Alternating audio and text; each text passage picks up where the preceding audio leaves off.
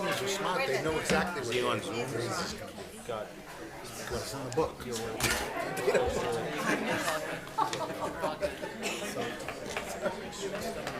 just don't know. I didn't know it back then either.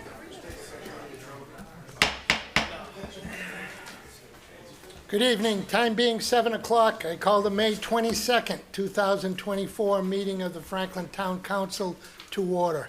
Please pause for a moment of silence.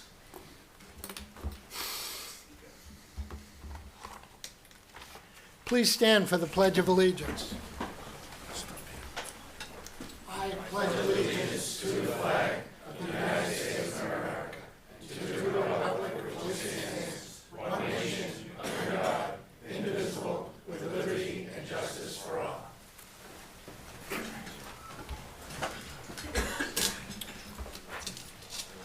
Announcements from the chair. All citizens are welcome to attend public meetings in person. To view the live meeting remotely, citizens are encouraged to watch the live stream on the Franklin Town Hall TV YouTube channel or the live broadcast on Comcast Channel 9 or Verizon Channel 29. Meetings are also archived by Franklin TV on the Franklin Town Hall TV YouTube channel and shown on repeat on Comcast Channel 9 and Verizon Channel 29 for those who miss the live meetings. To participate in the meeting remotely, citizens are able to join a Zoom webinar using the information provided below. And the webinar ID is 871-7330-7961 £. You have to hit that pound sign. The call-in number is 929-205-6099. And once again, the webinar ID is 871-7330-7961 £. Any participants who wish to speak during the webinar must enter their full name and email address when joining the webinar. All participants will be automatically muted upon joining the webinar. In order to speak, participants who have entered full name and email address will need to select the raise hand function to request to be unmuted. All speakers will be required to state their full name and street address before commenting. Upcoming town-sponsored events. The Town of Franklin Memorial Day Parade will be held Monday, May 27th at 10:30 a.m. The parade will start at Dean College and end at the intersection of Beaver and Union Streets.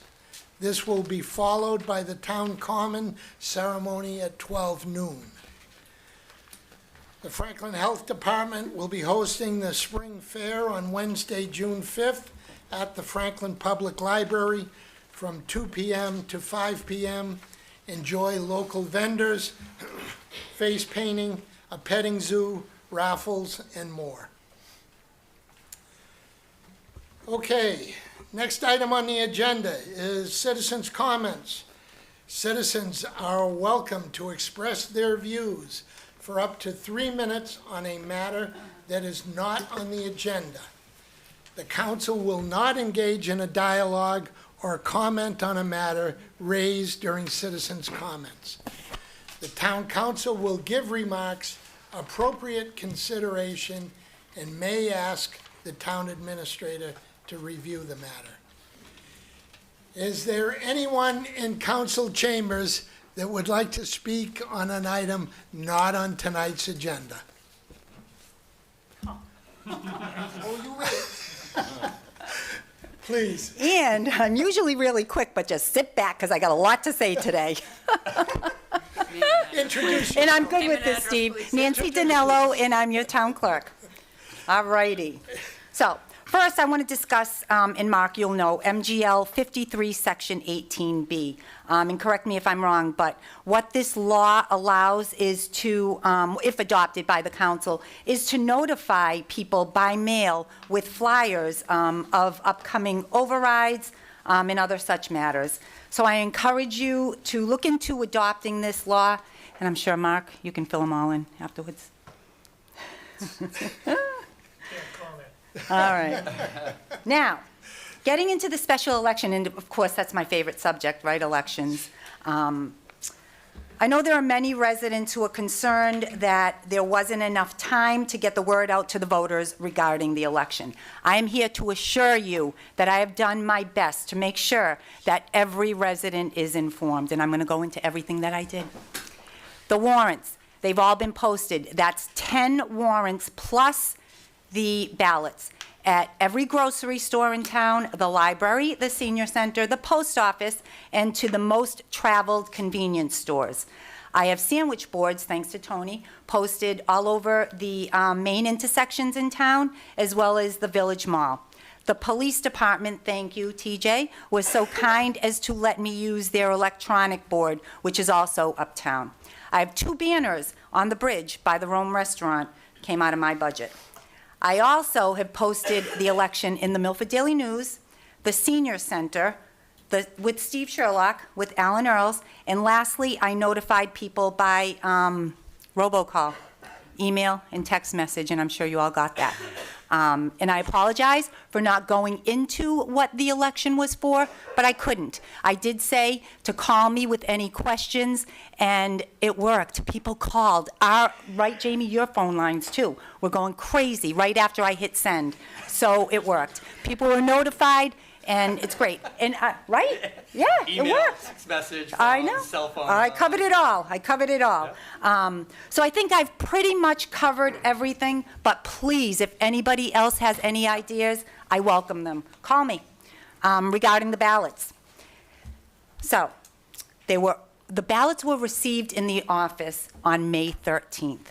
By May 14th, all 5,000 ballots were at the post office. They were all mailed out. In order to keep the cost to a minimum, I called in the troops. This time, it's a different set of troops. I called in our senior tax work-off people. They were amazing. They stuffed all of the envelopes with the ballots. And I'm just going to say again, our seniors are incredible. So, about a week since we've mailed out the ballots, we've already processed a total of 1,700 ballots. That's not too shabby. And that's as of 4 o'clock today. That's great. Right? Great. Yeah. So we'll continue to host in-person and absentee voting through June 10th at noontime. And on Saturday, June 1st, while you are all celebrating Porch Fest, I'll be here hosting in-person early voting. So feel free to FaceTime me if there's a good band playing. I'll be here from 9 to 4 for in-person early voting, and it is also the last day to register to vote, and you can do that from 9 to 5. I'm closing in-person early voting an hour before we close for the day. And if you'd rather vote in person on the day of the election, we would love to see you at the Franklin High School from 6 a.m. to 8 p.m. Now, just one more thing. I'm reaching out to all of our residents. If you have any questions regarding the election, please call me. Don't post on social media. There's a lot of misinformation on social media. Give me a call. Email me, franklinma.gov, and my email is ndonello@franklinma.gov or townclerk@franklinma.gov. And my phone number is 508-520-4900, and I'm all set, Mr. Chairman. Thank you very much, everybody. Thank you, Nancy. Is there anyone else in council chambers that would like to speak on an item not on tonight's agenda? Is there anyone out there in Zoom land that would like to speak on an item not on tonight's agenda? And I think there's one. Representative Roy. I'm sorry? Representative Roy. Representative Roy? There you Well, are. thank you very much. Council. Good to be here with you. I wanted to take a moment to address a comment that was made last week directed towards me during citizens' comments, actually at your last meeting, which I think was a couple weeks ago. Just wanted to say, as the father of one who served honorably for 6 years in the military, I certainly support our veterans, and I do not appreciate the misinformation campaigns and toxic comments that were part of citizens' comments at the last meeting. The purported amendment that was referenced in the comments was an unfortunate pandering spot vote requested by the Republicans on the House floor during the FY25 budget debate. I find it shameful that some of my colleagues would use veterans for political gain, and I did not want to be a part of that repugnant strategy. Massachusetts has the most generous veterans benefits in the nation. And as a matter of fact, I'm not in the Franklin chamber tonight because I just left the House floor where we voted unanimously on a bill to further extend veteran benefits here. Today's bill combines spending, policy, and tax initiatives aimed at expanding access to health care, increasing financial benefits to former service members, and ensuring that women, disabled, and LGBTQ plus veterans have equal access to supports. The FY25 budget that we were debating back in April when that amendment came up included historic levels of funding for soldiers' homes and other veterans programs. Let me share with you some of the veterans' benefits as they relate to housing. In 2021, the House appropriated $20 million to support veteran housing equity, and the Healy administration announced a 5-pillar plan which uses this appropriation to address and end veteran homelessness. The campaign is focused on engaging directly with homeless veterans to facilitate their placement into housing, provide wraparound services, support capital investments, and other technical assistance to providers. The FY25 House budget also includes $7.7 million for assistance to homeless veterans and $8.3 million for veterans outreach centers that provide these critical wraparound services. Massachusetts Chapter 115 program is the nation's most comprehensive program to support low-income veterans. Through Chapter 115, low-income veterans receive direct support for expenses such as housing, food, healthcare, and other daily living costs. The House's FY25 budget funds this program at $68.2 million. The FY25 House budget also provides unprecedented funding levels for both of the state soldiers' home, an increase of $4.7 million for both of them. In 2022, the Office of Veteran Advocate was created to ensure that every veteran in Massachusetts receives humane, dignified treatment in a timely manner. The OVA is further responsible for examining the services provided to veterans, advising on how to improve these services, and ensuring veterans receive all benefits and services available to them. The House budget reaffirms our commitment to veterans in the Commonwealth by increasing this line item to $2 million, an increase of $1.25 million from last fiscal year. You should note that the number of homeless veterans in the Commonwealth has decreased by over 56.5% since 2013. Current data shows that there are 545 homeless veterans, and of these veterans, 274 are currently in transitional housing, and only 33 are unsheltered. Our goal is not simply to provide a bed for them, but rather address their fundamental needs, break down barriers, and provide them with permanent housing. Since my service began in 2013, I've been honored to support all of these measures, and I'm proud of my record with veterans. When I heard the comments from last meeting, I was disturbed to see that someone would come into this chamber in an attempt to impugn my integrity without even reaching out to me or my office to get an understanding of that budget vote. I am very accessible, and I invite folks to engage in critical thinking and contact me with any questions. I conduct regular office hours many times with you folks, and I'm happy to discuss any issue with anyone at any time. In these challenging times, it's critical to avoid politicizing, pandering, and misinformation. I hope this clarifies the action on the amendment, and I thank you for the opportunity to join you, and I wish you the best as you deliberate and debate the budget this evening. Thank you. Thanks, Jeff. Is there anyone else out there in Zoom land that would like to speak on an item not on tonight's agenda? You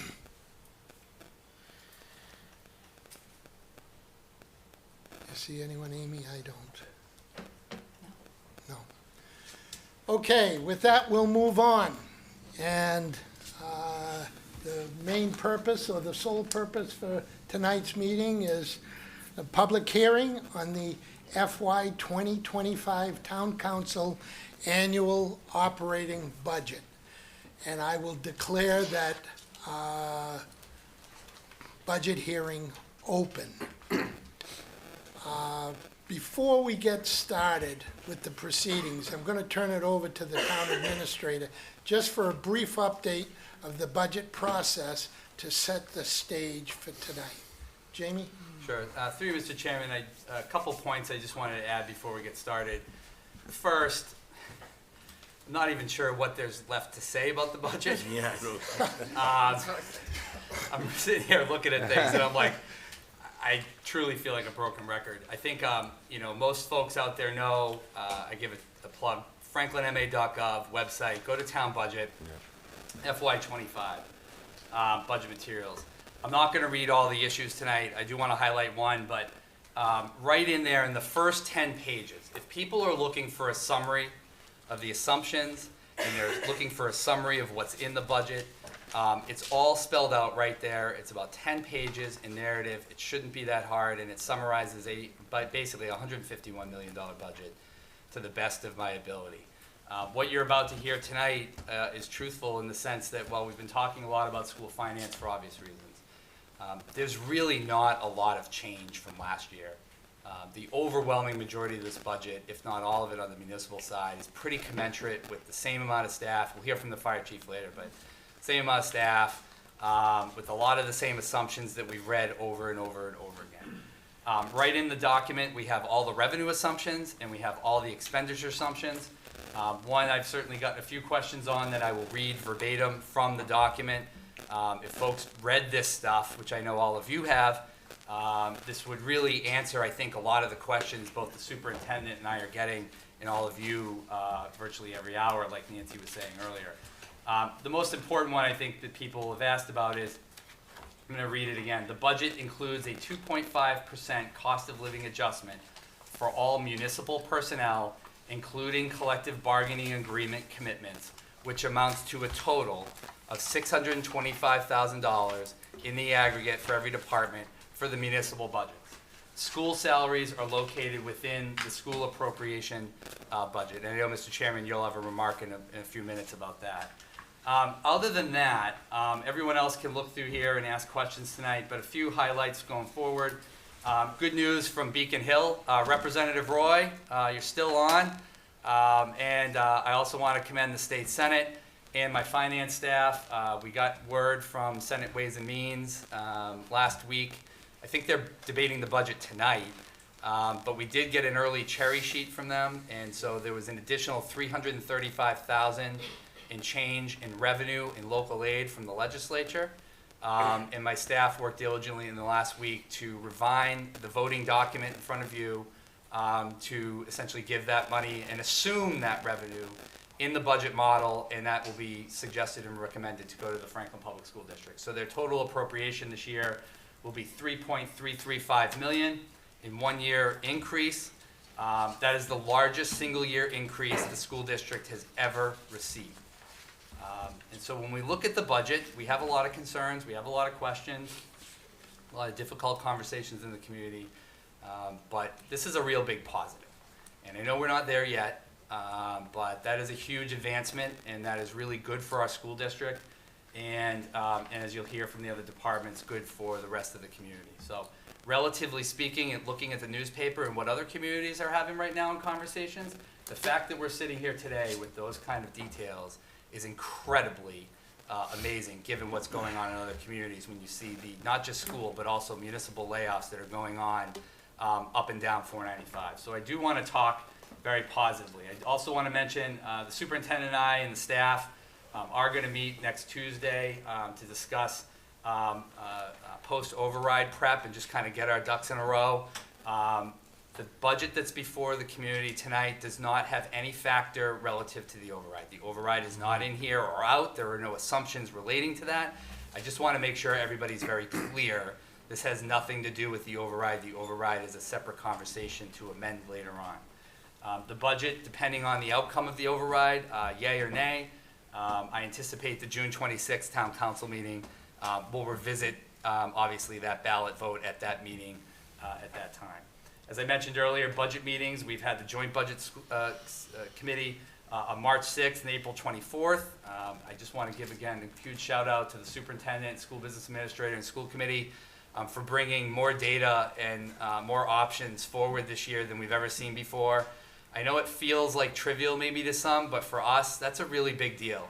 And it just can't be understated enough at how much work they've put into all of this and how much support we've been able to give them. We appreciate the collaboration and coordination over the last few months, especially the last 3 months. We're on direct dial all the time, and I just appreciate the collaboration and coordination of the school committee and this entire school administration staff. I think that is my level of updates moving forward. Hopefully that answers a few questions in advance, Mr. Chairman, and that'll summarize it for now. Thank you, Jamie. Okay. For those of you joining us for the first time, I'll give a brief set of protocols we use at the annual budget hearing. In a few minutes, our friend Councilor Jones will read through the voting document, department by department. Councilors will signal a hold on any department they wish to ask questions, raise points, or offer comments about during the hearing. Once the council is done with each department, I will ask if there are any further questions or comments from the public on that department.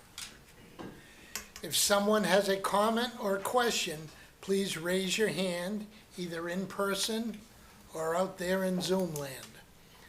When that department is asked to speak by the council, so when that department comes up, that's when you need to speak.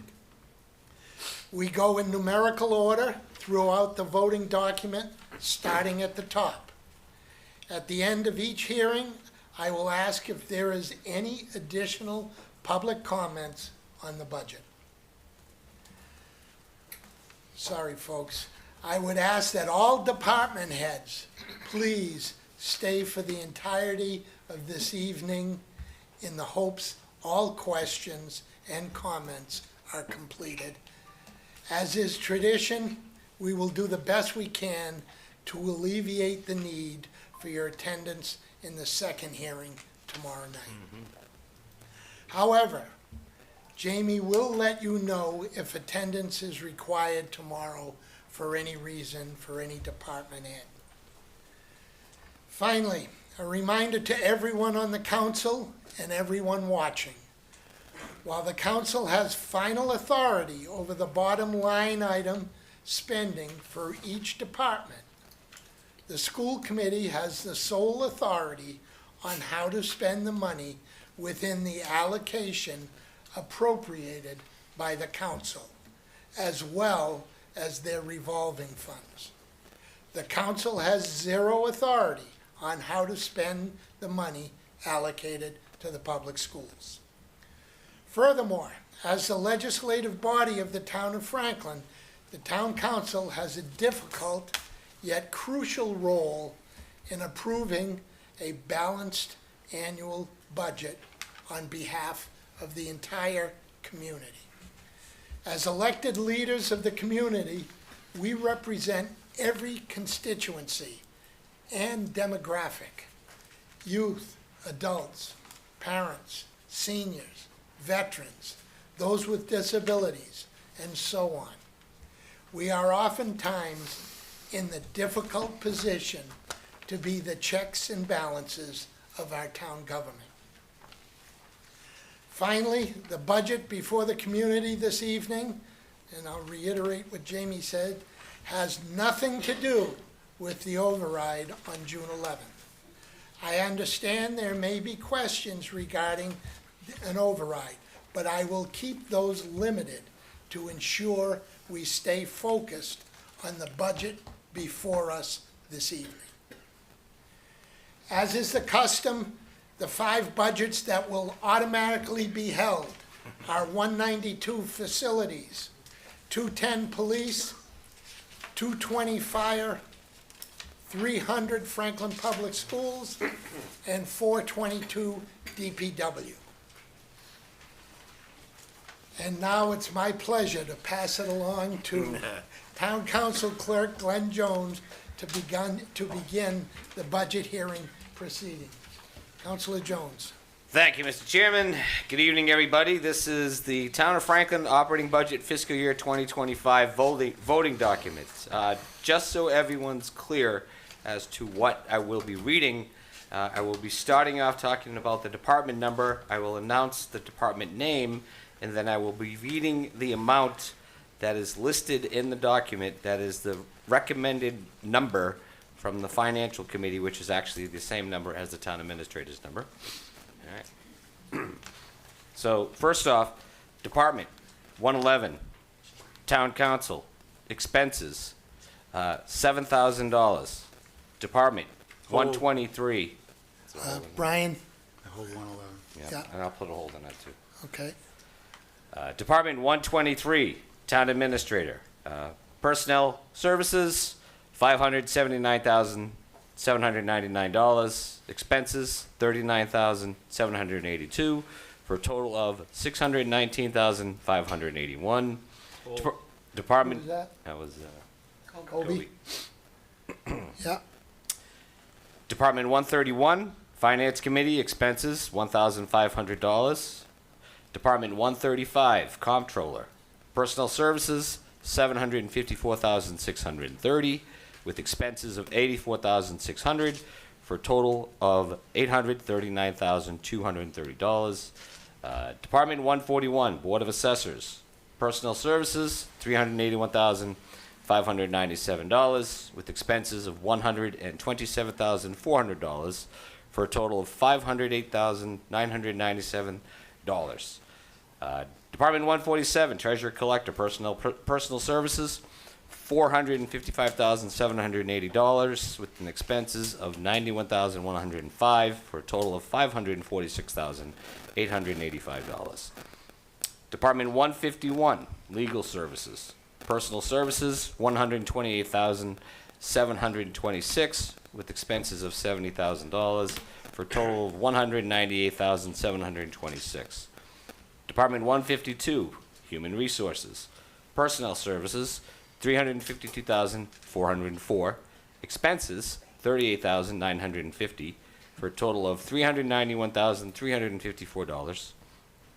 Department 155, Information Technology. hold on, what? Human resources. 152. Who's that? Kobe. Department 155, Information Technology. Personnel Services, $92,605. Expenses, $467,448, for a total of $560,053. I'll put a hold on that, please. Okay, I got it. Department 161, Town Clerk. Personal Services, $248,955, with expenses of $21,150, for a total of $270,105. Hold. Who was that, Brian? Okay, Department 164, Election and Registrations. Personal Services, $133,689, with expenses of $65,700, for a total of $199,389. Department 171, Conservation Commission. Personnel Services, $75,541, with expenses of $12,060, for a total of $87,601.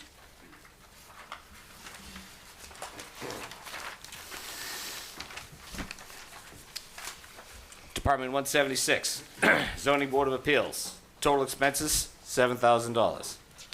Department 177, Planning and Growth Management. Personal Services, $394,671, with expenses of $31,000, for a total of $425,671. Department 184, Agricultural Commission, expenses $1,000. Department 192, Public Properties and Buildings, Personnel Services, $3,484,614. Expenses, $5,384,040, for a total of $8,868,654. That one's held. That's already been held. Yep. Department 196, Purchasing and Central Services, Personal Services, $92,249. Expenses, $170,524, for a total of $262,773. Subtotal, General Government, $13,795,519. Department 210, Personal Services, $6,974,304.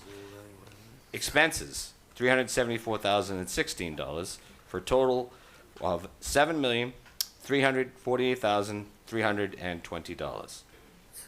Department 220, Fire, Personnel Services, $7,181,065. Expenses, $506,000, for a total of $7,687,065. Department 225, Regional Dispatch, total expenses, $1,309,797.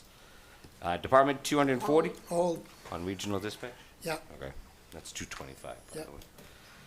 Department 240, Inspection Department, Personal Services, $416,583, with expenses of $29,950, with a total of $446,533. hold, please. That's 240. Yeah. Department 292, Animal Control, $104,000 for expenses, $104,700 for expenses. Subtotal, Public Safety, $16,896,415. Department 300, Franklin Public Schools, expenses, $75,324,829. Tri-County, Department 390, Regional High School, expenses, $2,908,492.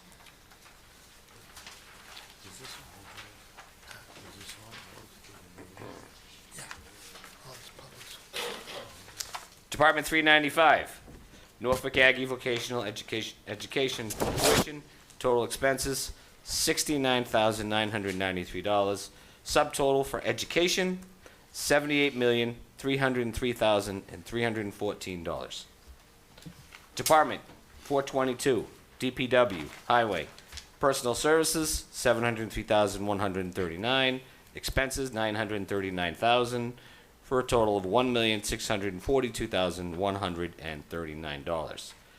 Department 422, DPW, Park and Tree, Personal Services, $582,600, with expenses of $601,250, for a total of $1,193,850. Department 422, DPW, Snow and Ice, Personnel Services, $255,000, with expenses of $1,167,500, for a total of $1,422,500. Department 422, DPW, Central Motors, Personnel Services, $271,735, with expenses of $889,500, for a total of $1,161,235. Department 422, DPW Recycling, Personnel Services, $93,066. Expenses, $166,000, for a total of $259,066.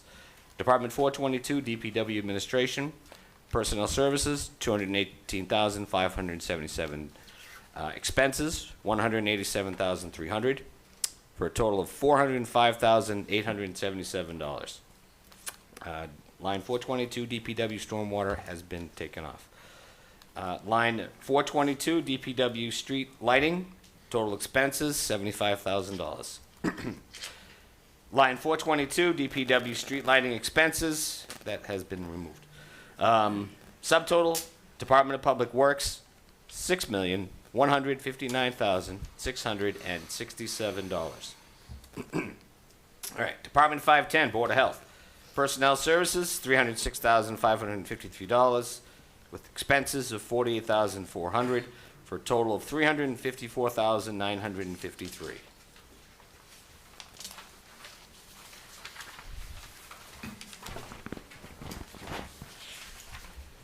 Department 535, Disability Commission, expenses, $1,000.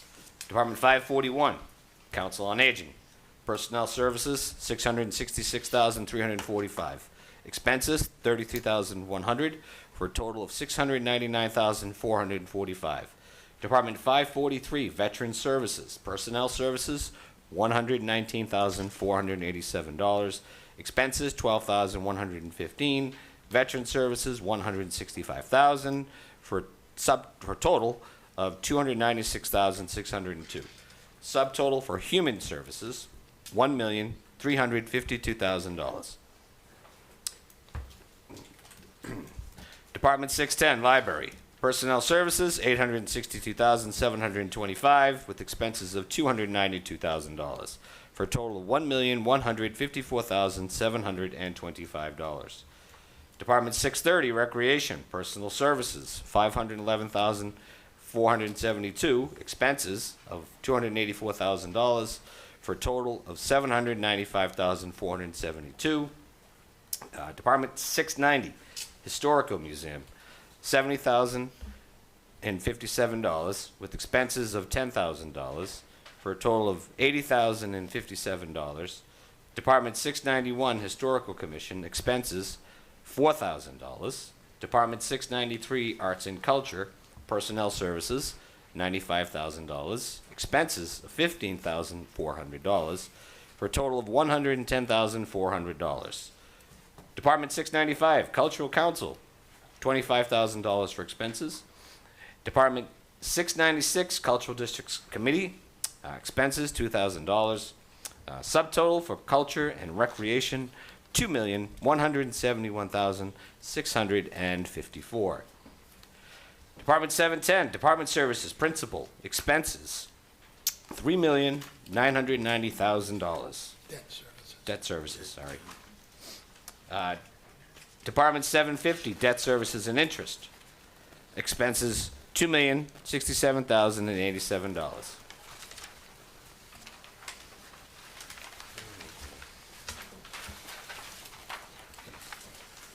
Department 910, Employees Benefits, expenses $15,627,691, for a subtotal for employee benefits of $15,627,691. Department 945, Risk Management, expenses $819,571.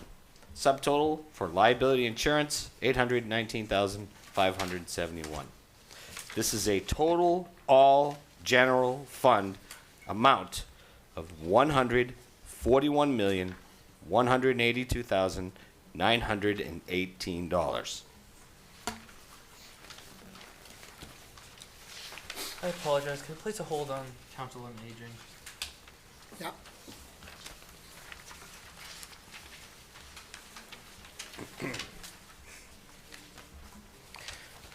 All right, Department 434, Solid Waste Budget.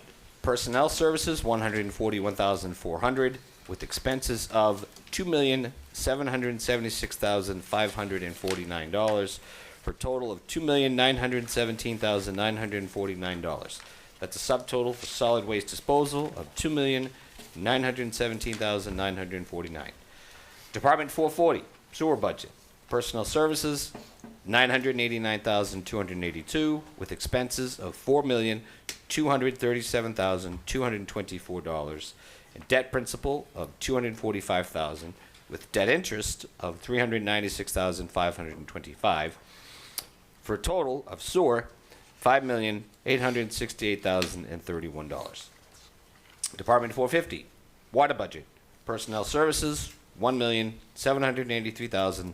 $316, with expenses of $2,491,147, with debt principal of $2,909,026, and debt interest of $848,646, with a subtotal for water of $7,132,135. Department 460, stormwater budget, personnel services, $371,296, and expenses of $728,360, for a total of $1,099,656 for stormwater. Hold. 460 hold. Mr. Chairman, can I put a hold on sewer too, please? Yep. 440. For a total all expenses, all enterprises fund of $17,017,771, for a total operating budget of $158,200,689. Sir. Thank you, Councilor Jones. Okay. Back to the beginning.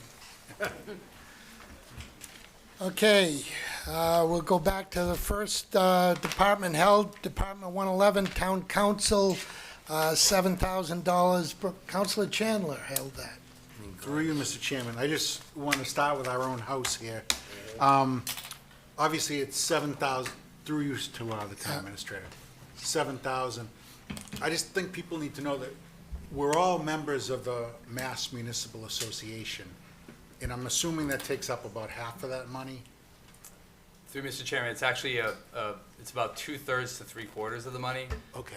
In next fiscal year, I anticipate a 1% increase in those dues, which is actually pretty, given the inflationary environment, which is pretty small. And then the remainder of that quarter of that budget is just surplus in case any of the 9 of you want to go to conferences, educational seminars. Oftentimes, a lot of those things through the MMA or other organizations may cost $20 or $45, or $100 to go to a conference or something like that. So, but about 3/4 of it is due. I just wanted people to understand that right off the bat. Thank you, Understood. Mr. Chairman. Thank you, Councilor Chandler. Councilor Jones? No, I think that's been answered. Thank you. I honestly feel that it doesn't need to be any more than it needs to, that's for sure. Okay, is there anyone in council chambers that has a question about town council, Department 111? Yeah, 111. Anyone out in Zoom land? Okay, we'll move on. Town administrator, Department 123, Ms. Councilor Frangillo. Yeah, thank you. Two main questions. One is, it just felt like an opportunity to get ahead of a whole bunch of questions around personnel and salaries. So this was just the first one. So the first question's about that. How do we determine salaries, going up and down throughout all the budgets? Some had larger bumps than others over the past few years. How do we determine appropriate salaries? So it's a great question, Councilor Joe. So if folks go onto the Human Resources Department website, you'll see what's called the Compensation and Classification link. And in there is both two documents, a study and also a document that's called a plan. Most municipalities have it. This was the first time the town has ever conducted a full market level analysis. I want to be clear, this is not an analysis of the person. And I think that's really important for people to know. It's an analysis of the position. In the past, and this is no critique of myself or Jeff or the council or anyone, generally you'd kind of call other towns and kind of get a flavor for what the market is, right? And you'd kind of do maybe a cheat sheet on a napkin. You'd say, okay, this person gets paid this, this gets this. But it never really actually, and a lot of municipalities go through this. In fact, the Mass Municipal Association is embarking on their first study right now as an organization as well. It's a really important foundation to do because a city like Newburyport, for example, is an hour and 45 minutes away. It's not a comparable community. So if you read the 100-page study, and I know it might seem boring, but there's actually a lot of really good information in there that lays out all of the assumptions. So there's like a 30-mile circumference around Franklin as a regular average commute in which you would assume. You look at those communities based on tax levy, population, total budget, a whole variety of factors. So it makes it a lot more consistent and equitable across the board of exactly what the metrics show about what the market would be. And what was really important about this is a few things. One, to set a foundation for the community moving forward. I think post-pandemic, obviously the job market has fluctuated in a lot of different ways, in many different ways. But we had this plan before the pandemic of trying to do this, and this was a goal for the town council last session. And it's really important to understand where your comparables are, because oftentimes if somebody left the organization, and I will note, in my 9 years here, and I think even before for Mr. Nutting, we've never had a department head leave Franklin, and one of the reasons is I think people really enjoy working here. But to maintain that competitiveness is really critical. So if a department head left, we may apply it to the person and say, oh, you know, TJ went to another community, or pick your department head, right? But to replace that individual who leaves, for somebody else to come in and to be competitive, we'd have to have a real market analysis of exactly how much to compensate that person, so we're not overpaying them, but also importantly, we're not underpaying people. The school department goes through exactly the same thing. This is not an uncommon exercise. If folks look on the plan portion that's online, there's 15 grades, and all of the positions are within those grades, and there are ranges within those grades that show what the market is. This is not based off some fictitious thing. What is actually built off is actual salaries in other communities of what those positions are being paid. With the exception of a few positions like maybe the chef at the senior center and a few very unique ones to Franklin, I'd say 80% of the salary grades on here, maybe even a little higher, are fairly commensurate. Chief of police, you know, all that stuff. And this is for a non-union, by the way, okay, just to also make clear. This is for non-union salaries. So union salaries, you obviously do those comparables when you're in the middle of collective bargaining, which again, the schools in the town do exactly the same thing when you're in collective bargaining. So these are not made up numbers. Obviously, when you're trying to attract a candidate, depending on where they've worked, depending on their experience. But what our goal was to get everybody up to the mid-level. Obviously, we're not there yet because this is the first time we've ever done that. Some people are a little bit lower. Most people are at the mid-level, and there are some people who were being possibly compensated higher than the market. But we're not going to go in and cut those salaries. I mean, that's just not how this stuff works. And very, very few people were even close to the high end of that dynamic. So it's a very methodical and well thought out and structured plan. The consultant did a great job, GovHR. I would also note on the plan, a really good question came into my inbox yesterday about this. Do we do the study every year? We don't do the study every year. What HR and I have decided is to try to use the study, which costs about $25,000 or $30,000. We do the study, say, every 5 years, right? Unless there's some unforeseen circumstance. But what we do in the plan, on the graded schedule, is whatever the COLA is for all municipal employees. So for this year, it was 2.5%. The document that's online right now is for FY24. We obviously need an approved budget to move that forward to FY25. What Karen will do after this is take all those grades from the low, mid, and high levels, and she'll add on 2.5% on that salary grid to be able to remain competitive again in the marketplace. I think I probably just spoke for a few minutes. I hope I answered most of Councilor Frangillo's questions. Obviously, there may be follow-ups, but I'll stop there just to check in real quick. Well, I think that was helpful. You know, it's certainly a question that comes up a lot. And so, yeah, understanding the process for how we get there, and that it is a process that they get filtered in over time, yep. I think is helpful. And you know, and that we're trying to find a midpoint of the surrounding communities. I do think, I don't know, I hold some possibility that always chasing the midpoint of the surrounding communities isn't, you know, people are in different points of their career. You know, maybe we're investing in someone and, you know, they have less experience and so they can be lower, but that's part of the deal. And, you know, there's a whole bunch of case by case that I hope that we're not, you know, entirely disregarding in that, but it's helpful to know that this is based on the market studies. I'll just say really quickly, first of all, when you're talking about salaries, I mean, I'm looking out here at the whole audience, right? I mean, it's a very sensitive topic. Of course. I will say that our turnover rate for staff is very, very low. And I think that reflects our best attempts to do the best we can to make people happy, compensated at a level that they feel commensurate in the communities within the 30-mile circumference of Franklin. We try to do the best we can. You're correct, Councilor Frangillo. Another added point is some people are older, have been in the system for 35, 36, plus years or 25 years. Some people come with specific licenses. Right. Yeah. Some people come with very direct skill sets that have to be compensated for, just like we do in the collective bargaining agreements. Just for example, DPW, the last contract, with the support of all of you, we did prioritize professional development and licensure to try to get incentivized through compensation, say $1,000 for, say, a pesticides license, things like that. And so there is a lot of differentiating factors, and make no mistake, there's a lot of viewpoints for many about their colleagues and where they stand, and also how they produce. But really what this is intended to do is to just essentially try to, again, give ourselves a blueprint to work within instead of kind of just making it up, on the fly. Yeah, no, it's helpful. My only other question. Yeah, still have the floor. Maybe more of a comment. This might come up a few times. Again, you just happen to be at the top, so we get to use it to talk through.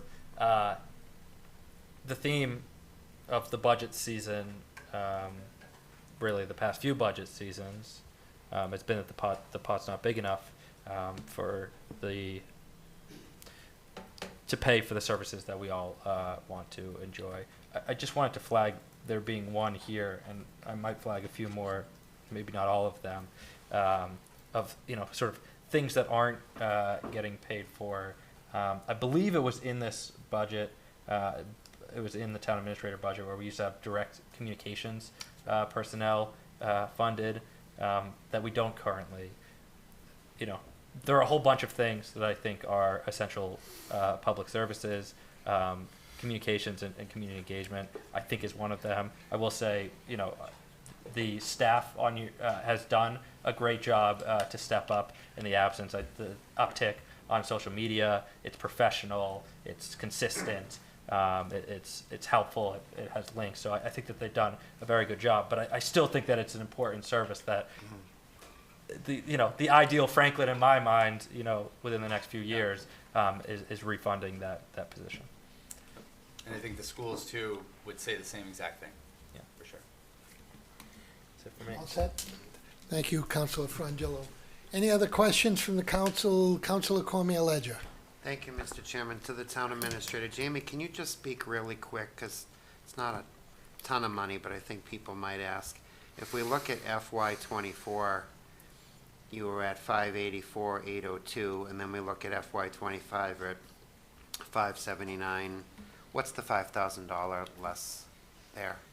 I mean, most of these budgets have gone up even in slight increments. That one's going down. I think the point that Councilor Frangillo made a moment ago, we added, a staff member that is getting paid less, but the staff member that Councilor Frangillo is suggesting earlier was moved out of the budget. I would also make a mention that the arts director, half of the salary last year was in my budget, and now that's its own department. So, all of this is in the budget narrative, but it's a great question to show that point. Okay, thank you. Thank you, Councilor Cormier-Ledger. Councilor DeLorco? Thank you, Mr. Chairman. I'm gonna kind of piggyback on Councilor Frangillo's question on salaries. I know our directors and everything, but how's our union turnover rate? Yeah.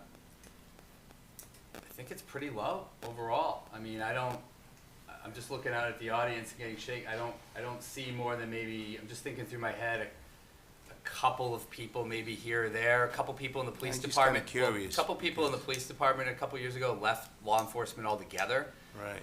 But our retention rate at the PD is very high, if not pretty much 100%. I would say at the fire department, we've lost one or two who did want to pursue higher level opportunities in other communities, Well, that's as normal. deputy chief or something like that, that's because normal. maybe the career ladder, there wasn't enough there, but that's actually a problem that's pretty good, in a sense that we have No, so many good staff. I'm No, it's a just- great question. I'm just kind of kinda thinking off the top of my curious. head. I can't think of a lot of staff. The library hasn't had any turnover. I don't think the Good, DPW has had any. it's all good. Yeah, right? Good. Well, we can, I don't know Sorry. how the DPW is, but we'll get to them later. Yeah. We'll figure that out. Okay, any other questions of Department 123 Town Administrator? Please, name and address. Jane Calloway Tripp, 607 Maple Street. Because of salaries, first of all, let me just say, I did some calculations. I'm going to explain to you what I just did. I picked 25 administration or directors or supervisor positions. It has nothing to do with the specific person individually, because I don't even know half of them. Okay? In FY24, we really started crunching about how we are in a fiscal dilemma and we are hurting. Out of these 25 individuals, I took anyone that got well over a 5% increase in salary.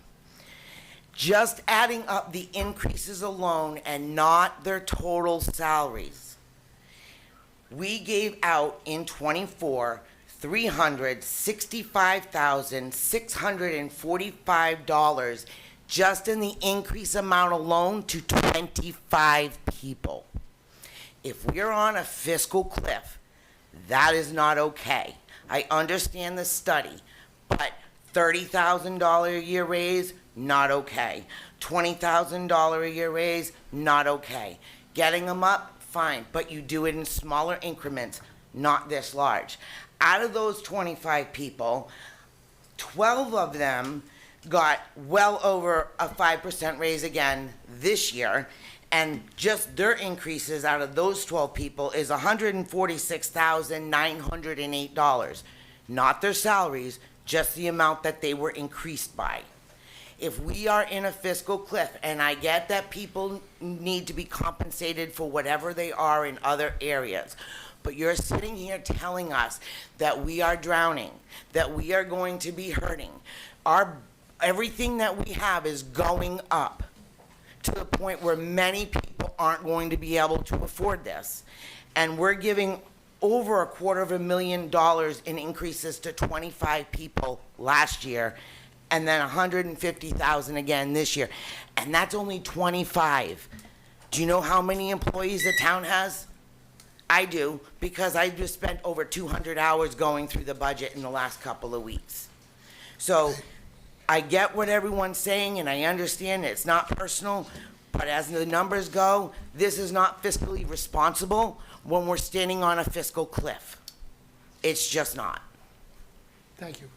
You want to respond? Yeah, just really quickly, Jamie. Mr. Chairman. So I would encourage yet again, if she'd so oblige, the superintendent and I have gotten a lot of citizen analysis on the financials over the last several weeks. I do appreciate it if folks would meet with either the superintendent or myself, or particularly department head, to cross-check some of these numbers. Sure. Even at Ms. Calloway Tripp's number, that's a 0.002% of the entire town budget. And I would sit here and be the first one, I think, like many, to say that if we're compensating this crowd right out here out of 0.002% of the entire budget to have the team that we have, you can't get great public service without great people. And I would say that for the school department as well. If you want a principal, if you want an educator, you want an assistant, whatever, or educators, I would also say the same thing about the folks on here in grades 2 and 3 that are the administrative staff. And so I would just encourage anybody that has any of that statistical analysis, I'd like to try to make sure that those numbers are correct. I'm happy to meet with anybody about that, but I'd like to fact check exactly where those assumptions are coming from, because in my experience, I've seen a lot of inaccuracies over the last several weeks. Thank you, Mr. Chairman. Thank you, Jamie, and I think that's a good idea. Maybe we can put together a meeting. Could I just tell him where I got the information?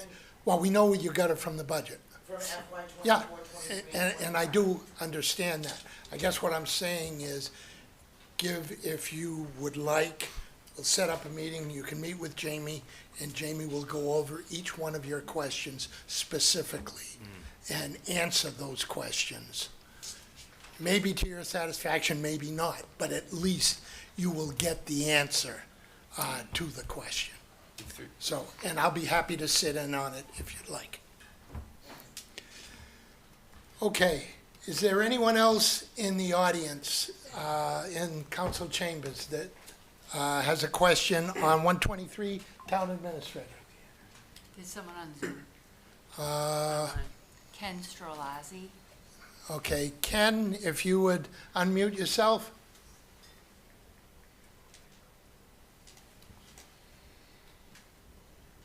Did he leave? Hello? He's still there. Ken, you there? Ken, I'll give you a few. He just muted himself, and maybe he's just, there he is. Sorry, I just hit the button by mistake. Sorry about that. Okay. Just name and address, please, Ken, and ask your question. Oh, I think he meant to hit Maybe mute. I don't maybe think he had a hit question. He by- hit mute, but he hit the Oh, hand well, instead. yeah. We get it, Okay. Ken. Sorry. Got you, Ken. Thank you. Took me a minute to. Good question. Okay, moving on. Next department held was Department 152, Human Resources, Councilor Frangillo. Yeah. You talked about it a little in the budget narrative, but 50% increase over the past 2 years. Yeah. Can you just provide some color for why? Yeah. Yeah, why that? I mean, it seems like it benefits coordinator positions, one and a half positions in that direction. Why was that such a necessary expenditure? I think I speak also, and I'll say it on my own avail too. Overall, we've been trying to work with the school department on, and we'll present this on June 5th. We're ready to finally put out a new financial org chart for the second floor. Overall, benefits are just an extraordinarily time-consuming, full-time job thing. And this position actually benefits coordinators both for the school and the town. We just pay for the whole position and pay for the benefits, but it does service both the town and school customers. At the end of the day, we have projects like electronic personnel records that Mr. Conley has been asking for a few years. We have onboarding procedures, town policies. We have all the stuff in HR. I'm going to speak for both the town and the schools. The staff downstairs are drowning. When you grow an organization and you have more people, particularly if an override passes and you restore cuts, that's people, job posting, that's the full suite of it.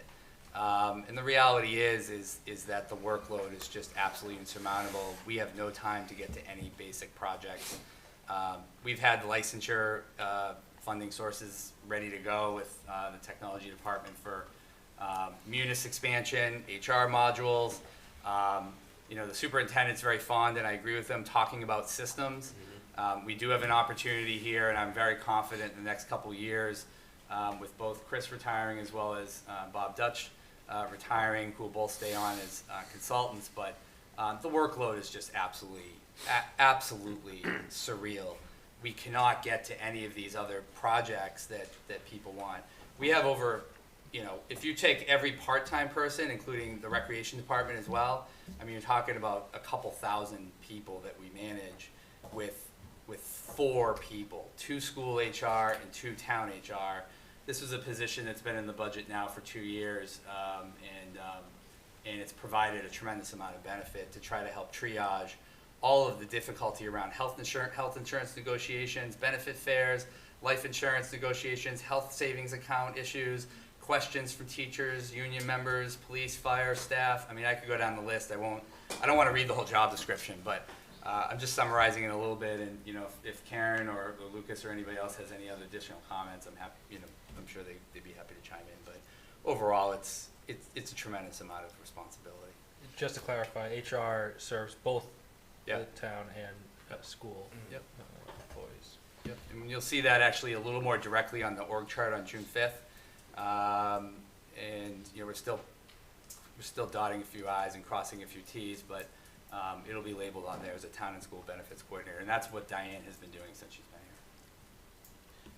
here. Yeah, that's helpful. And I, you know, for what it's worth, anecdotally, and we'll get a chance to talk about it, the one union that you don't directly negotiate contracts for, I think has had a much higher turnover rate than some of the other unions, and you know, that being the teachers. So, I agree. I imagine there's quite a bit of need there. Okay, that's helpful. Thank you. Thank you, Councilor Frangillo. Any other councilors? Councilor Hamblin? Thank you, Mr. Chairman. I just wanted to make a comment about the benefits coordinator. You know, I was reading through your narrative and I thought, like, wow, like we only have one person to do all this. And it's a lot of work. It's not like it's a seasonal thing. It's ongoing, constant. People change, benefits change.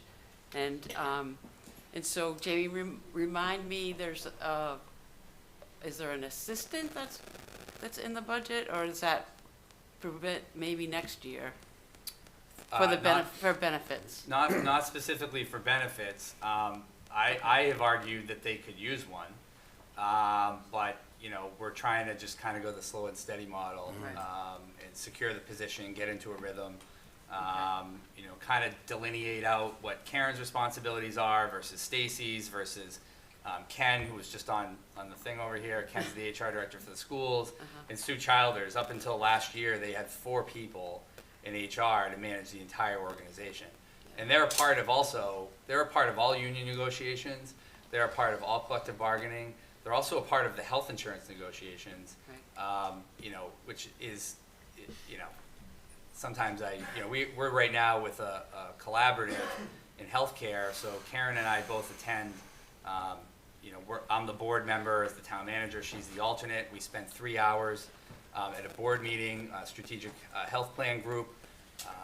You know, it's a tremendous amount of work. Yeah. And fortunately, you know, Ken has a tremendous amount of experience on the school side and has been invaluable, and Karen's now been with us for, you know, 7 years. And there's a great example of a compensation and classification plan and the need for it, right? If Karen were to leave, that's 7 years of institutional walking out the door. There is no price I could possibly pay to get that back. Right. Literally impossible. Gone. So if you want to know about operations and what would be needed, Councilor Hammond, which is a great question, if somebody like her were to leave, with all that knowledge and experience and talent out the door, I would have to literally hire probably 2 people to fill that need, just on an operational level, let alone on the capacity building. And the superintendent did a great job this year talking about retention, which Councilor Joe mentioned from teachers. Absolutely, we try to prevent, you know, that issue, because the cost of rehiring is enormously expensive, if not on a financial sheet like this, more on our staff time to be able to go through postings and interviews and all those things. So thank you for the question. Yeah. If I may. Still have the floor. Thank you. It's also morale of the rest of the staff and how much extra work everyone has to do, and that takes a toll as well. And I think we need to remember that and recognize that. Also, I'm not too sure it's only George that is frustrated with the lack of software updates. I'm sure Karen is as well. I remember when Karen came to the council and said, "This is going to make my life more effective and efficient," and we're like, "Yeah, I get it." And the fact that there's not enough people to actually implement it is really frustrating to everyone. Probably Tim too. He's like nodding his head, yeah. Because it's really an important thing to automate and to become really efficient. But so thank you for your answers. Thank you, Mr. Chairman. Thank you, Councilor Hamblin. Any other councilors? Councilor DeLorco. Thank you, Mr. Chairman. For somebody who kind of deals with HR at my job over in Massport, to get a good HR person and have your own employees not calling up and complaining that they don't know what they're doing, it is a total.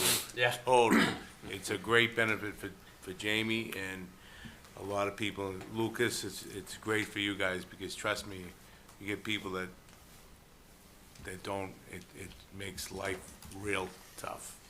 So I'm just saying, I'm speaking out for your HR department. Yeah, they're amazing. Okay.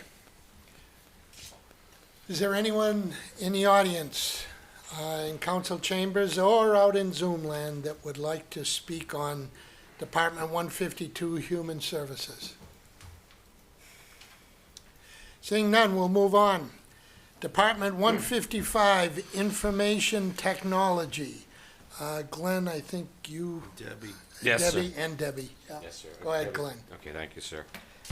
Through you, Mr. Chairman, to either Tim or to Jamie, just a quick explanation on the roughly 500% increase since the 223 and roughly the 50% increase since 2024. It's not much. It's only $92,000, $605,000 for personnel, but just by way of explanation, is that additional personnel?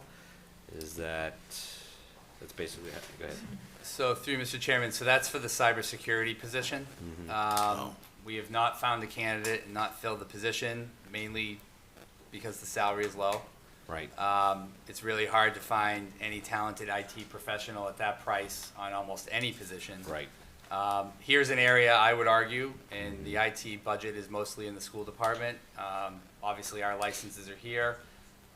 We did share this budget with the schools, but due to their budgetary issues, I agreed with the superintendent to take on the full price and try to get it in the comp plan, to try to get an application out there that would hopefully recruit someone.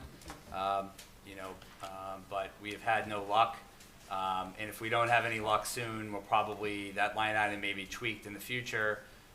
We may end up getting a third party to actually manage some of our stuff. I just want to make sure, and Tim can elaborate on this more, that doesn't mean that our cybersecurity program is not moving forward. We still actually have all of our training programs in place.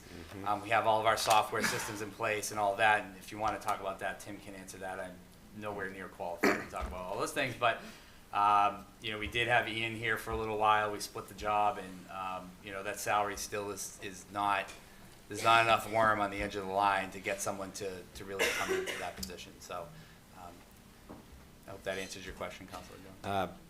Yes, for the most part. Elaborate on it? Tim, just please. Thank you. Tim Raposa, Director of Technology for the town and the schools. So that, as Jamie had said, that position was originally split between town and schools. That's why you see it going from 30,000 to 90,000. Right. When it was moved into the town department, it was decided, well, if we can't get anyone at what it was, 72,000, let's bump it up to 90,000. We said, okay. I said, okay, well, that's great. I'm going to try and see if I can basically outsource that first before I, go looking for a full-time person at 92,000. Let me see if I can save us a little money. And I am working with a company now that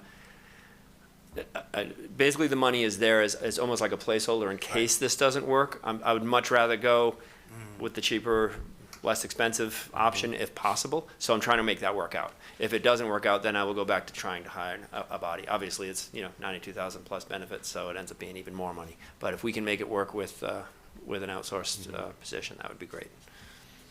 I'm just shocked in general that it's actually as low as it is, because myself, with a fair understanding as to what goes behind the technology, that's a fairly, like to Jamie's point, Yeah. it's tough to get somebody qualified Cybersecurity, to do that kind of yeah. position. And I think most of us can remember the days of phishing and in the cyber hacking, which hasn't stopped, by the way. It hasn't luckily happened to us, but it's something that we need to take into serious consideration. I know you're knocking on wood. But yes, we are. How would you rate the vulnerability of our current systems without having a cybersecurity person to manage? We are fortunate enough to have very talented network, senior network, and server admins, three of the top positions, technical positions in our department. They are three of the smartest people I've ever worked with. We are continuously looking at ways to plug holes, secure things, tighten things, and we do have our cybersecurity training as well. That is one of the things that would need more attention. Operating that platform takes time. So it's one of the things that where we would focus that attention on. But as far as perimeter security, desktop security, email security, application security, we run a very tight ship in that area. And again, it's because of the quality of the people that we are lucky enough to have. And even they, I guess they just love working for Franklin because they certainly are Yes. worth a lot more money than we can afford to pay them. Undoubtedly, and I'm sure they probably have a fair shot of probably finding that somewhere else in the market. They do. We try to keep them for the happy. quality of individuals that we have. Yeah. So my next question to you, Tim, or through Jamie, really is towards the expenses of the $467,448 under expenses. Does that include part of the school expenses for information technology, or is that separate? It's totally separate. Okay. Yeah. It's As just for the town side. Okay, so Town what, costs. and I'm guessing most of that is technology, in other words, computers and other stuff like that. Nope. No, most of that is licensing. 100% software licensing. Most of that, I'd say 80% of that is, 80 to 90% of that is licensing of software, So I've got one question for you, and it's only because I'm actually running into the same problem myself. My warranty license expires on my Dell in 1 month. Yep. It's an additional $80 just to simply extend it till November, after which they will no longer warranty the hardware. Where are we at negotiating the software contracts with like Microsoft or? Well, it's funny you should ask that because we just did this. So we had 300 laptops that we purchased for all of the teachers when we went COVID, right, 2020. Obviously, all of those expired in October. The laptops are still in good condition. I didn't want to come and ask for $300,000 to replace all those laptops. So I looked to Dell and I said, what can we do to extend those and how far can we extend them? And they said, you can extend it for 2 years from October. Of course, we already passed October. They allowed me to pick it up again from October, paying the difference. And it ended up being, and we just did this with Capital, $50,000 to cover 300 devices for another 2 years, which is pretty good. Yes, When you compare it to $300,000 for new laptops. So that's what we're doing, is we are extending those warranties as much as we can. We also do this with our server environment. When we buy that virtual stack, that saves us a bunch of money and having to host Munis offsite. When we purchase that, we buy it with 3 years, and then at that 3-year mark, we extend it another 3 years, sometimes with Dell, sometimes not with Dell, depends on the price. Sometimes we'll extend that warranty with a third-party company that will extend that. And then we keep our virtual stack for between 5 and 6 years, and then that 6th year, we replace it again. So based on that, since October of last year and the 2-year extension, and I know it's a hypothetical, but what are we looking at? Another $300,000 expense in 2 years? Yep. Okay. Just for those laptops. And we just replaced all the high school ones, and that was roughly $130,000 for all of those laptops that replaced at the high school.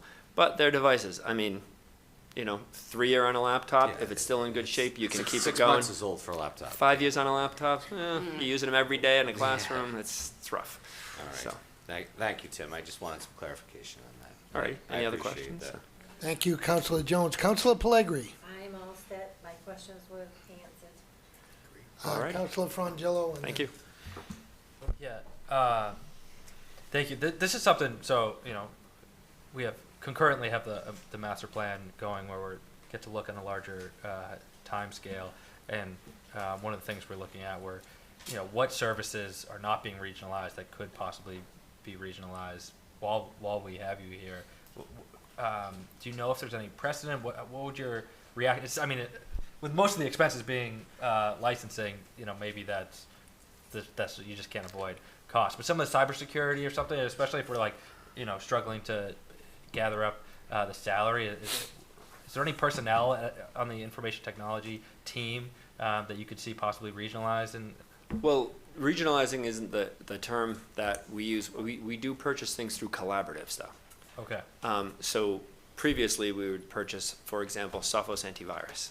We've moved into MDR, so we don't do this anymore. But what we did was we worked with other local cities and towns, and we bought 10,000 licenses of Sophos antivirus. We took 3,000 of them, and we got a great deal on it. So we do that whenever possible. Okay. I'm working with the state right now for our KnowBe4. Our KnowBe4 is our cyber security phishing software platform. That's costing us roughly $17,000 between town and schools. It's split by the number of users. The state is now offering that free licenses for that. You just have to apply for the grant. Unfortunately, it starts in December. I don't know why they don't do it in the fiscal year. Our license ends in November, so I've got 1 month there. I'm pretty sure I'm going to be accepted into that because they bought 100,000 licenses. So that'll free up that $17,000. So Yeah, we're okay. always looking for things like that when we can, and the state is coming on board more and more and more. That MDR that we pay $70,000 for example, a year, managed detection and response by Sophos, I can see in the future that there will be one of two avenues to maybe pay for that from the state. The state will do the same thing, either buy a group of licenses and give them to us for free, Yeah. for a grant, or if you're familiar with E-rate, we may get that service, that cost E-rated, and at least get a 40% discount. I see that happening within the next 2 years, so Okay. we might be able to get some savings there. Great to hear they're already thinking about it. Oh, yeah. Good. Thank you. Thank you, Councilor Frangillo. Councilor DeLarco. Thank you, Mr. Chairman. I'm gonna kind of piggyback earlier on what Council Frangillo said. That job you said for like 92,000. I know my nephew runs all the IT for all the convention centers in Massachusetts. He said there's a lot of people, a lot of good qualified people out there, but these college kids that are coming out, they can't find any jobs in IT. I don't know if you've ran into that. I'm surprised that nobody came for a job. I mean, I thought you could get somebody cheaper than that at IT.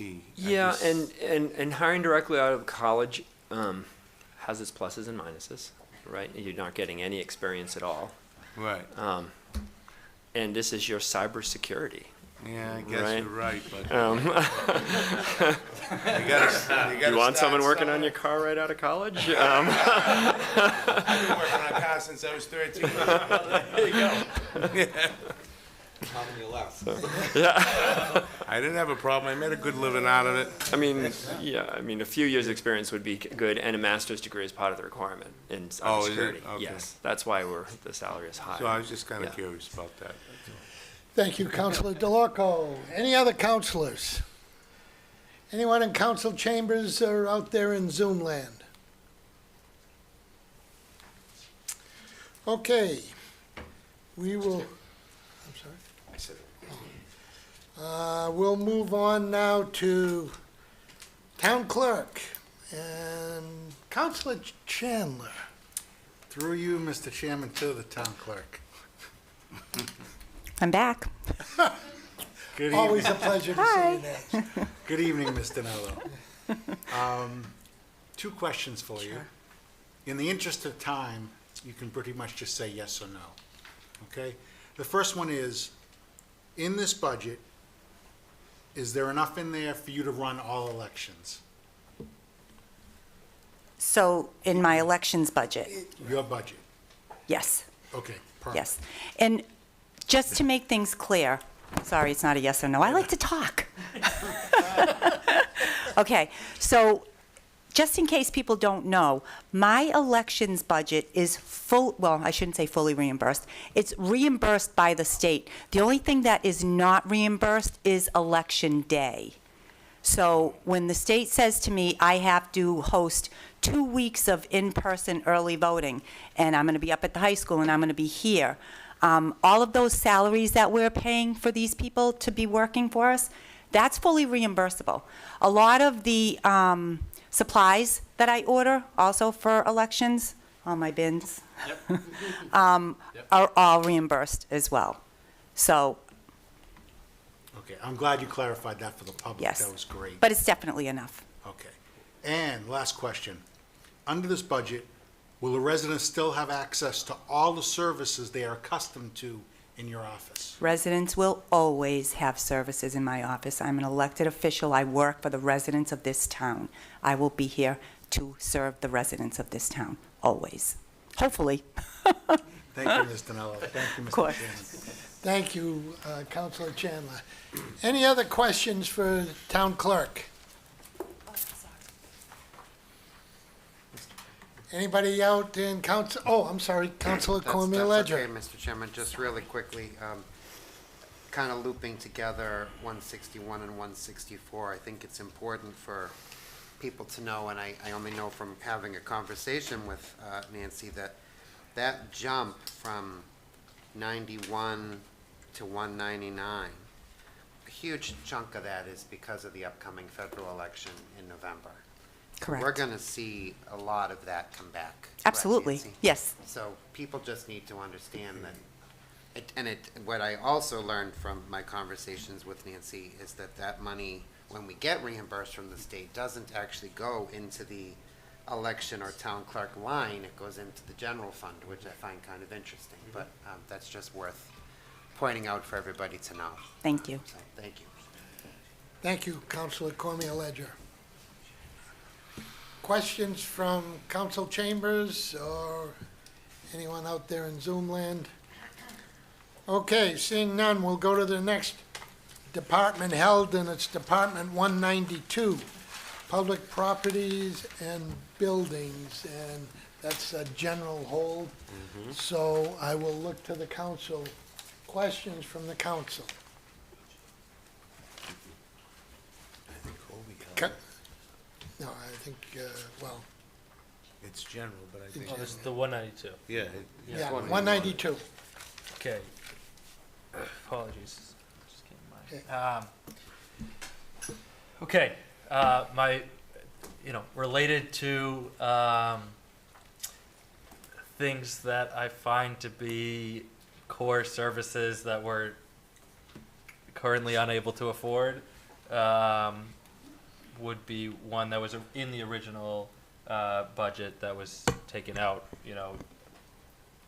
by fact of our budget deficit, which is the sustainability coordinator. So most of this is just a comment flagging that, and yeah, I know that you've done tremendous work. It's particularly a skill set of yours, Mike, to ensure that our buildings are energy efficient as possible. But we know that there's always more opportunities for savings on that front, and more grant opportunities. I mean, really more grant opportunities. This is what I work in, both federal and state grant opportunities than ever, to help us reduce our town expenses, if not find revenue through generation of energy, as well as real goals. This is not the Kobe wish list. This is a goal that was agreed upon by the town council, that we would take seriously our commitment to decarbonizing Franklin over time, and investing in sustainability over time. So, I just don't want us to dismiss this or lose sight that this is still a very important priority, and something that I hope we can fund in the near future. Yeah. Thank you. You need anything? I don't think so. Okay. Yeah. Mike, just a very quick question. Anything new in your budget? Not in my current budget. As Jamie put up the, what's happened to my budget since before COVID is it's actually lower than today than it was in 2019. And everything, I'm getting killed for, like, everything we buy is really cost twice as much. And it's not the labor, it's the materials. I mean, you replace something, the domestic hot water tank that's just a dumb tank, it's a piece of metal, and at $20,000 for a tank that would have cost half of that back in the day. But just everything, it's hard to get, and it costs way more money. So it's just a weird position to be in, because you can't, we try to, keep everything, something happens, we fix it, we replace it, and that's getting almost impossible to do. Thank you, Mike. I just have one other question, and I'll remind people, I did say early on that there may be questions regarding the override, but I'm going to keep them to a minimum.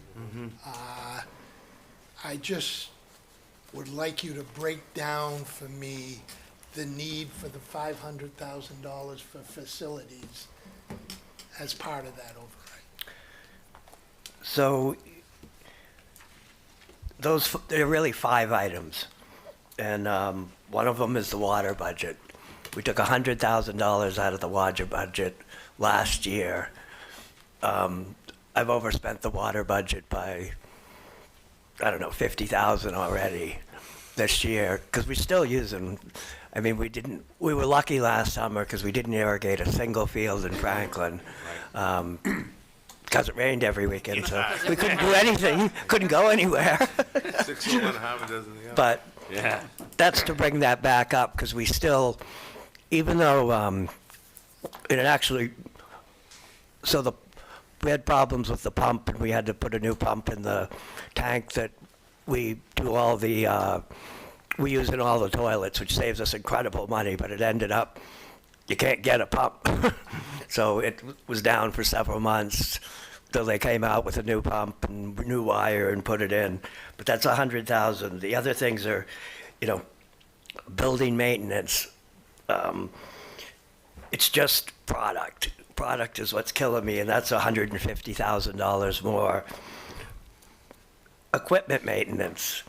I mean, we pay for not things that are like educational in schools, but every bit of equipment that goes into our buildings, the testing, fire alarms, every single thing we do, all the maintenance on all the boilers, that's 150. And the other things that are tanking out is heating service. But in that service are every single part in every single heating system in the town of Franklin, and it just, from filters to every single thing, and the other thing is that's off the charts is fire system maintenance. So that includes both sprinklers and fire alarm systems and panels. So it's all our life safety stuff that just, and that is partially, we have contracts with, we have some stuff that's very reasonable that's done through a local vendor in Plainville that's worked for, was working for the town when I got here, but like a Johnson Control, and one of the things in the capital budget would be to get rid of, it's a $50,000 ad, but when we replace those 3 fire alarm systems in the 3 complexes, we write Johnson Control out of the spec, because basically I pay in the high teens to $20,000 a year for each one of those buildings, and you really get nothing for it. They own the panel. They're proprietary. They'll only come work on it if you have that. So every time something goes, and then nothing seems to be covered, so I still get a $2,000 bill. So that's just a... Okay. Thank you, Mike. You're welcome. Councilor Jones? Yes, just a couple of quick statements. Thank you, Mr. Chairman. Mike, just in order, Jamie. 192 public properties and buildings under general government. Of that, how much is school? Oh, I mean, It's every building, because it's all, I'm just trying to I'll clarify that this does include some school expense, correct? Well, I would just say out of the 1.4 million square feet of space that Mike and his staff manage, a little over 1 million of that is school facilities. Right. So, but in truth, in terms of staff time and things of that sort, I'd say you're looking at 80 to 85% of that budget is probably relating to schools. Just overall, Yeah. staff is probably heavily weighed more towards schools. Yep.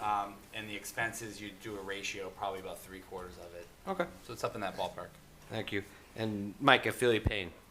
with the cost of materials. I mean, I went out and had to buy 100 feet of 6.3 to put up one circuit in that normally I would have had scrap in the back of my car for $100 for $500. Yeah, it's unreal. It's insane, the cost of materials these days. I don't know how you can afford it. But one more quick question. Davis Thayer is still kind of sitting on our maintenance list while we're still Correct. While we still have it. What's a rough number that's costing us right now, just out of curiosity, until we actually do something with it? We budget $100,000 a year, but on December 18th, that huge windstorm, and it took out power to a couple schools. One whole side, the smaller sides, the Dean side, the entire parapet flashing, all totally ripped off.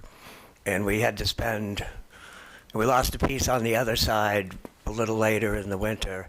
And that bill we keep a roofer under retainer, but that was a $27,000 bill.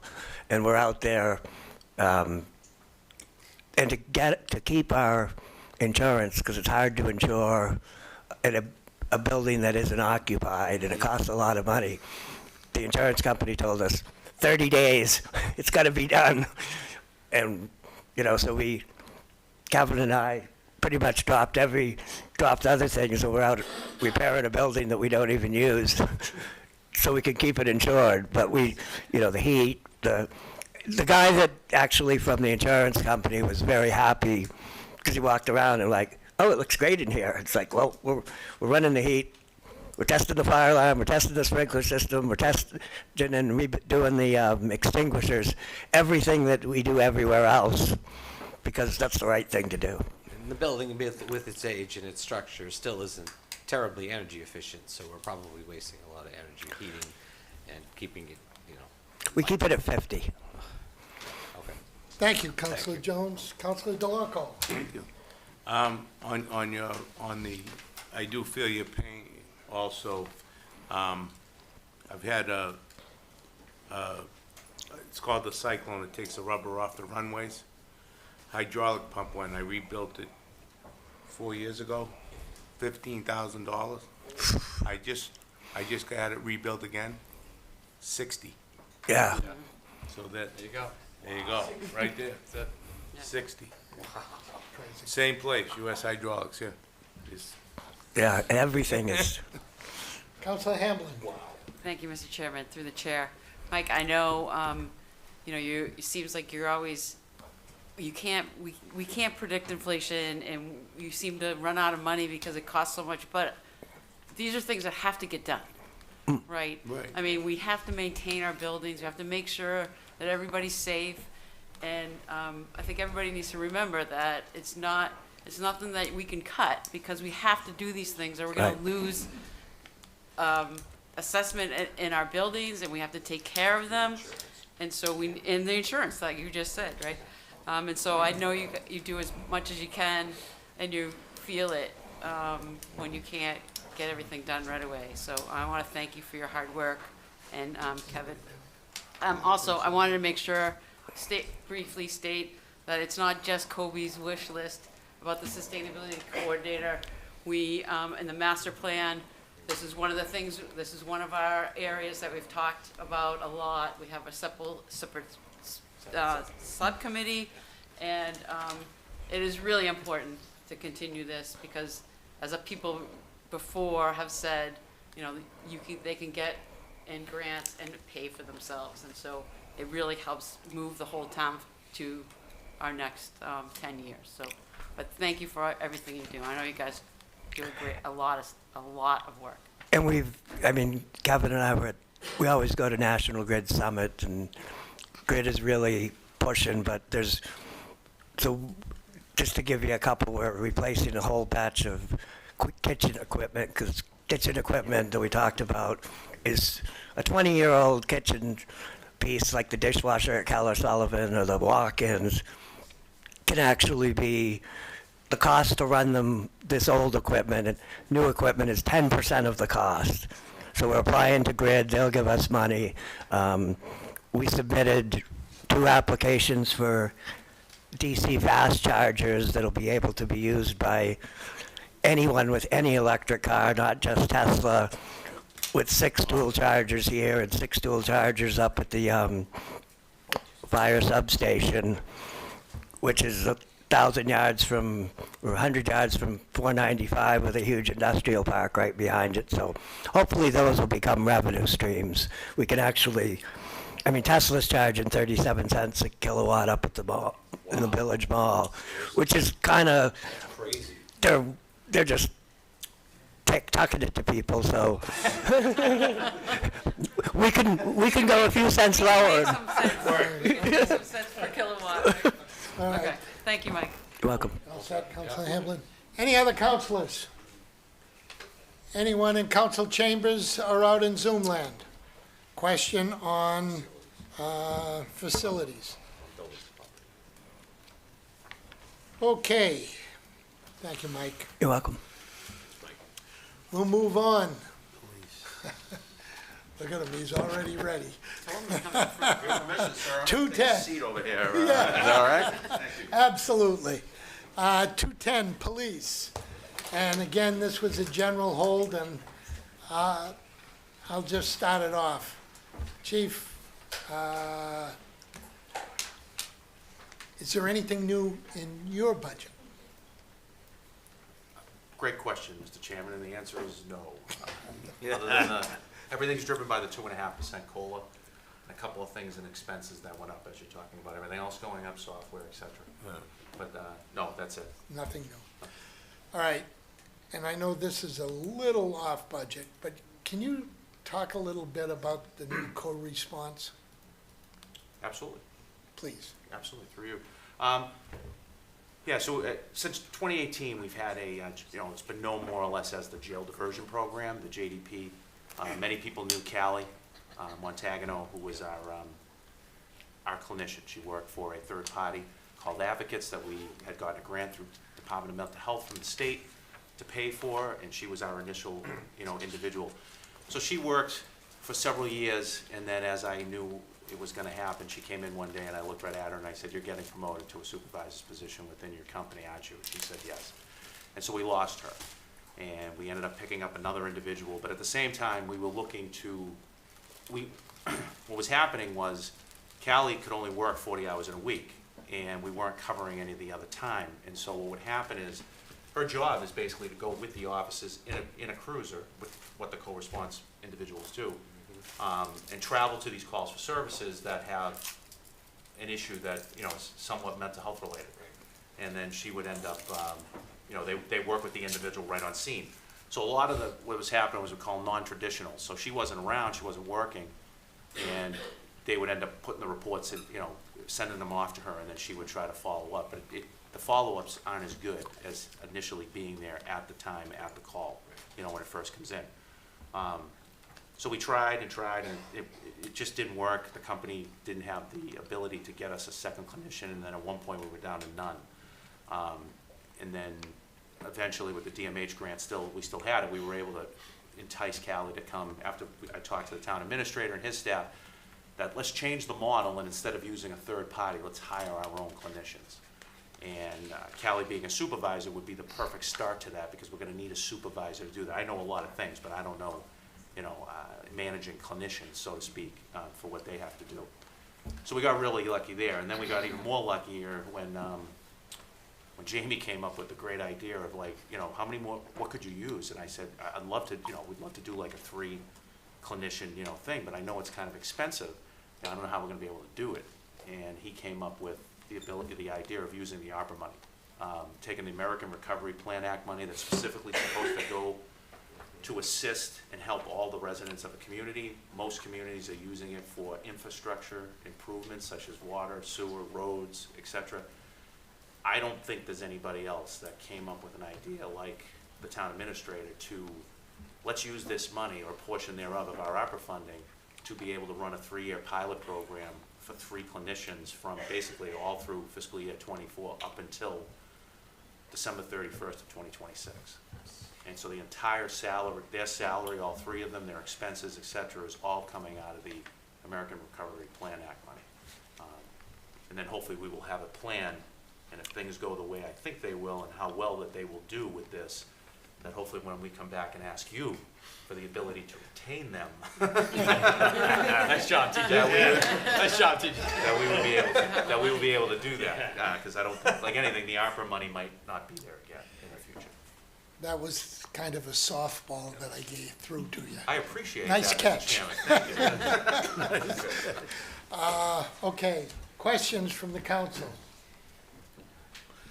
Councilor Chandler, Oh, okay, I'll go first. former police to police. Yes. Thank you, Mr. Chairman. Through you to Chief Lynch. Good evening, Chief Lynch. Like all my questions tonight, it's just to explain to the public in like 2 questions what everything even means. So, my first question to you, and again, in the interest of time, feel free just to give a yes or no. Is a police officer coming to my door if I need one in this budget with the money you're getting? Yes. Very easy, great, that's what the public wants to hear. Now, lastly, are we going to continue the services that we need? Patrol division, detective division, safety division? Those are not getting cut, is what I'm asking. Yes, nothing, right now, nothing's gonna change. The 4 additional officers we got last year that we put into the patrol division are still gonna be there. It's, 7 sergeants, 34 patrolmen. There'll still be a sergeant and 6 detectives in the detective unit. There'll still be a sergeant and 3 of the CSOs in the community service unit, servicing the schools and the, special populations. Nothing's changing. As a matter of fact, I'd be very happy just to stay the way we are for quite a bit of time, if that could happen, and not be changed. We're good. We're finally at a place where we are good. Jamie, write that down, please. We got it on recording. That's the best thing I could That's have the, ever heard. the pitch for the clinicians in That's 3 awesome. years. Just to- Yeah. That's what I'm writing down. I've already told you what I need. I can't ask for more. Okay, so the residents are gonna expect what they expect, and they're getting it still. They're gonna get what they've always gotten from the department as long as I've been there, that we're customer service #1. We're gonna be there in a couple of minutes. And our call for service, response time is very good. And that's not gonna change. That's not gonna change. Thank you, Chief Lynch. Thank you, Mr. Chairman. Thank you, Councilor Chandler. Councilor Hamlin. Thank you, Mr. Chairman. Good evening, Chief Good evening. Lynch. How are you today? I'm great. Thank you. I'm always about training and safety, and so I wanted to take Counselor Chandler's questions and bring it into, is there money for training and for your safety equipment in this budget? Through you, Mr. Chairman. No, there is definitely money in there. There's the money that we normally have in the training budget, but what you don't see is, when we went to the 4-on-4 off 10-hour shift schedule, they owe us, the employees basically ended up working 120 hours less from a 4-on-2 off 8-hour shift to a 4-on-4 off 10-hour shift. Through negotiations, they got to cut that to 100, so they owe us 100 hours. So essentially, they've already been paid for it. 72 of those hours is dedicated towards training. They do their 40-hour in service, which is mandated by the Municipal Police Training Council. Just the standard that they always do, the 40 hours. But then we go to the range 3 times, 4 times a year. We do tactics training. We did task force training with the fire department up at the old Putnam building that they're gonna be tearing down. There's nobody that trains, there's no municipal police department that I'm aware of that I believe trains to the level that we do. They just don't. They don't have the ability to do it because they don't have that Kelly time, as we call it, and we dedicated that to it. I dedicated that to it because if we ever have to cut, one of the things that first gets cut is the training budget as you try to save jobs. Well, we'll always have 72 hours because we're now, the Kelly time's always gonna be there. Right. There is a method to some of the madness that I end up putting out there, but. I know, it's important for people to understand. This is just one of them, yeah. So, not only that, but we do have a training budget that allows us to send people to special schools and things like that, that's outside, these 72 hours that we have them do. But, no, we're solid with that. Okay. Thank you. Great, thank you. Thank you, Mr. Chairman. Thank you, Councilor Hamlin. Councilor Frangillo? Yeah, thank you. Thanks, Chief. My one question, as it typically is on overtime, maybe because I don't understand it well enough, but hoping you can continue to enlighten me. So, as we add personnel, as we have over the past few years, the thought is, well, that's going to help us reduce overtime needs. And it just it never seems to drop at a rate that's noticeable and still is up 30% over the past 3 years. Why? Yeah. It's coming in 2026. In fiscal year '26, you'll see the reduction. You gotta remember, we received funding on July 1st of this year, of this fiscal year, for the 4 new offices to get us to the 34, to allow us to have 2 over the minimum number of offices, meaning that that's the lowest we can go, so that we can ensure that we get to calls for service and respond at a responsible time frame. So we're at that, but to get to there, we didn't get there until October. By the time we ended up hiring the 3 individuals that came out of the Fitchburg State University program. So then they finally got on the street and so forth, and then of course we were at full staff for about 3 months until 2 people went down with non-job related injuries, and hopefully we'll get them back soon. Everybody's good, but they're out for right now, so we're not at full staff. So I'm still waiting to see, hopefully by the time they come back through the rest of, this year, and through '25, what is the number that I can reduce it by? Can I reduce those numbers by 15%? Can I reduce it by 25? I know I can reduce it. Because I was just told the other day that 2 years ago, at this time, there were 107 open shifts in June. 107 open shifts in June that we had to fill with overtime. They made me guess, and I guessed completely wrong when I said, I think, it's definitely lower, 47? No, he said 7. Wow. Now, that's gonna go up because people are still gonna use, don't forget, their time must be spent by June 30th or they lose it. A lot of them like to hang on to it just in case of a rainy day. So that'll go up, but it's definitely not gonna go up to the level it's gone up, that it's been in before. And we are not ordering people like we were, not even close. Great. Which is fantastic for morale. That's helpful. Thank you. Thank you, Councilor Frangillo. Councilor Cormier Ledger. Thank you, Mr. Chairman, and through you, this was to piggyback on Councilor Hamblin's question, Chief. I appreciate your answer. We've been trying to advocate giving you the safety equipment that you guys need. And then I remember last year we put it in, we were able to take it out of free cash, then we had to sort of take it back from you and put it over to help the school problem, and that it just sort of broke my heart, because I'm like, we're right back to square one again with, relying on free cash capital to give you guys what I think are sort of basic safety needs that you have. So where are we with the FY25 proposal as far as the safety equipment that you guys need? Not the special bells and whistles and tools and fun little things that you might want to request at capital, but like the basic stuff that you need to do your job. Is it in here, or are you still relying on capital in the fall? No, we'll still be relying on capital in the fall. We'll still be relying on capital to provide the money for the, the upfront for the soft body armor, the bulletproof vests. Okay. Those will be in there, the tasers, the cruisers. There won't be anything probably new, but it'll be the same items that normally we end up coming in and asking for. Just because if we put it into the regular budget, I think, Jamie would just totally have to cut it. There just wouldn't be the money there to be able to pay for it. How much does that total? It's like $300,000? It's usually anywhere from like 350 to 400,000, depending. Like last year was 379. I can't remember off the top of my head what we haven't put the full capital together, but I'm pretty sure going off of what we've had in the past, it's gonna be about that.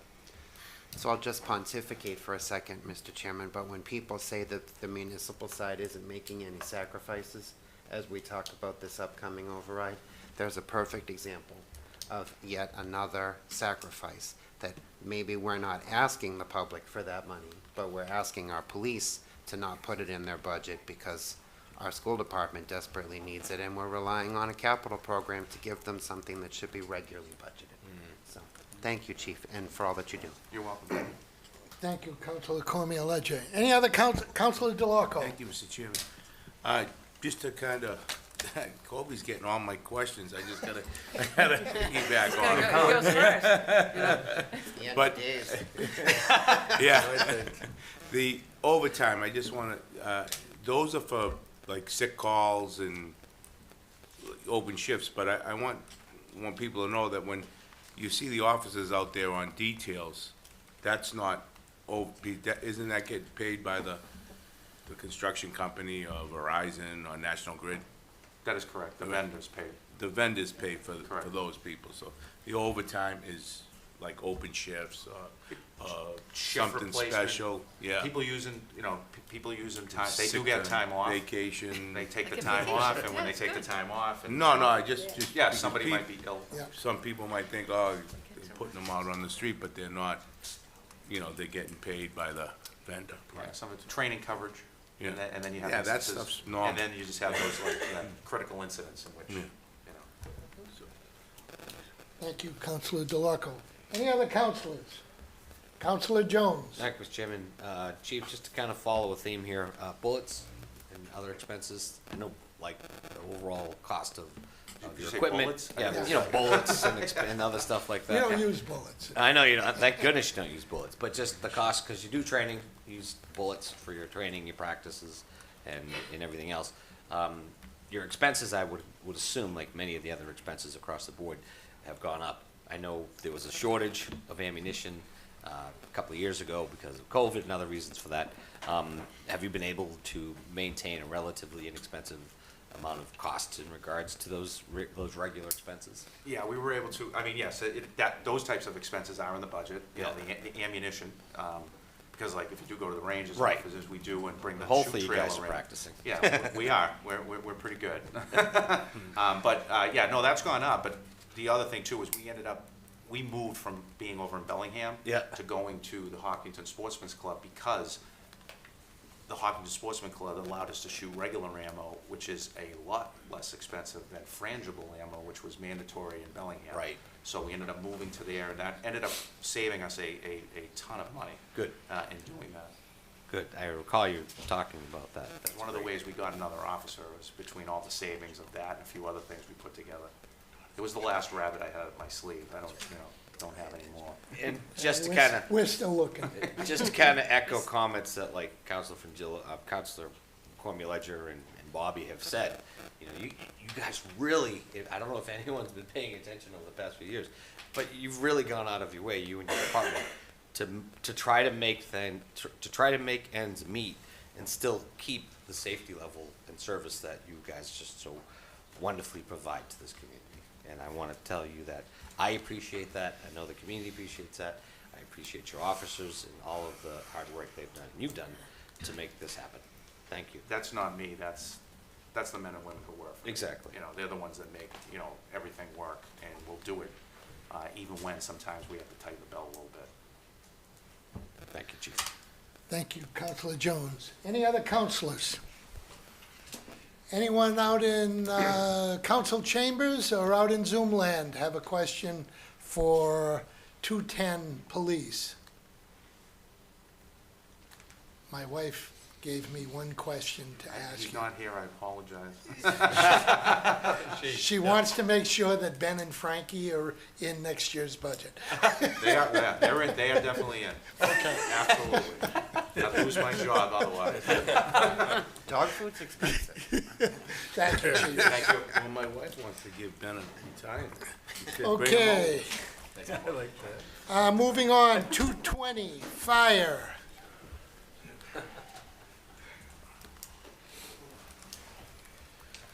Good Well, evening, I- Chairman, members of council. Good evening. Good evening. I know I can't ask you the same question I asked them because I know the answer. I know, Chief, I know you have at least one new item in this year's budget, additional paramedics. How will the 3 new paramedics be integrated? And what is the budget impact from the cost of the personnel versus the revenue collected and overtime savings this year and in the future? Thank you, Mr. Chairman. We are asking for 3 new firefighters and paramedics. This current fiscal year we're in right now, we did begin a pilot program last October. We instituted that 3rd ambulance during the daytime hours. It's worked out well. We wanted to see how it would work, so we'd be prepared to come before this body this year to tell you our numbers where we're at. That truck, as of, we put that truck in service October of '23, like I said, and as of today, that truck's done about 108 runs. So we project that, I call it A3, the 3rd ambulance in the town will do, we project 160 calls a calendar year. That's what our projection would be. That's additional, obviously, that's additional funds for the town. We project roughly about $1,000 per transport call is what comes back here. So we project that that will be additional income. But more importantly, it's less reliance on mutual aid by other cities and towns. And we've got that third ambulance in service during the business hours.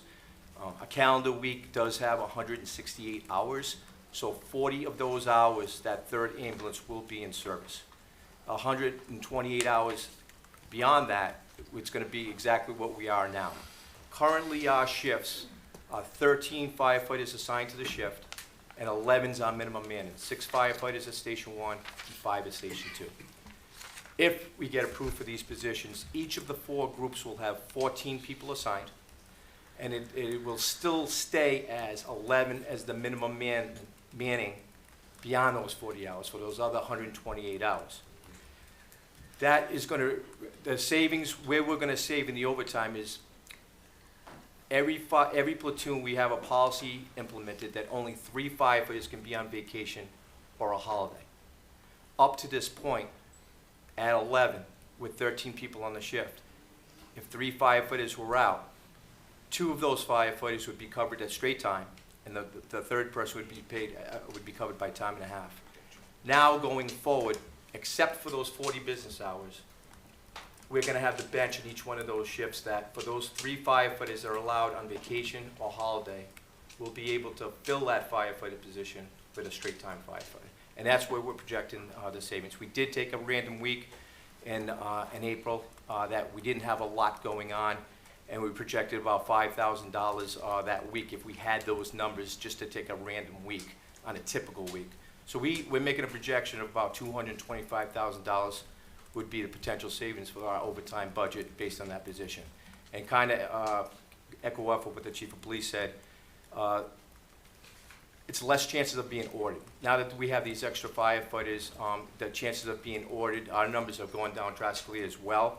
It'll be even better at this point. We get a lot of lateral firefighters that come here, and one of the biggest complaints they have is they can't go home.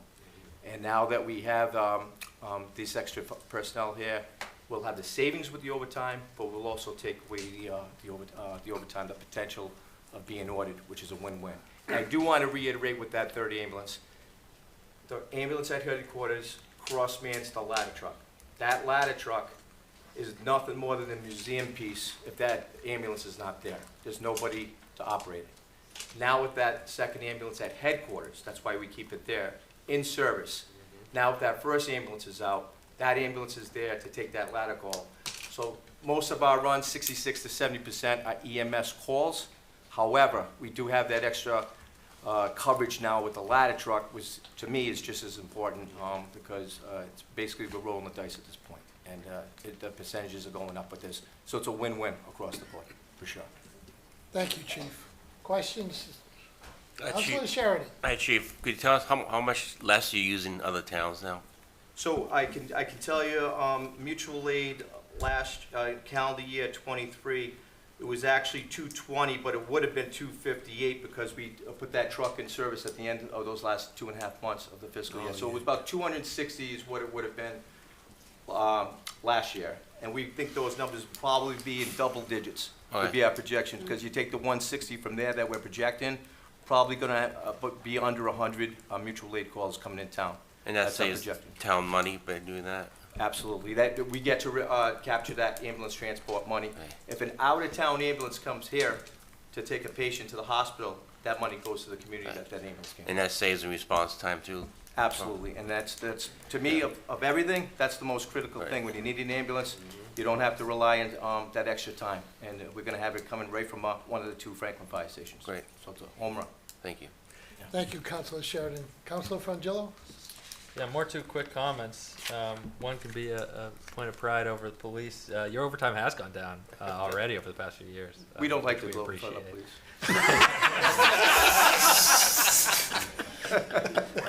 More importantly, I was going to say something earlier. I know he was.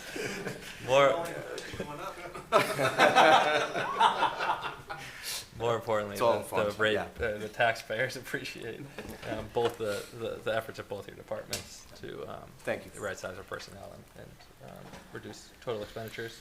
And then the only other comment, and which is likely going to be more of a offline, but we still have identified this need of lower response times relative to the rest of the town and the north side of town. Yes. And so that's my committee and the master plan and our ability to, I want to work with you to see, what our chances are of addressing that over the next 10 years. I know prior to me coming here, that's been a talk of a third station in the north end for sure. There's nobody that can doubt the fact that there are longer response times to that side of town. But quite frankly, what we've tried to do in the last few years is properly staff the two existing buildings now.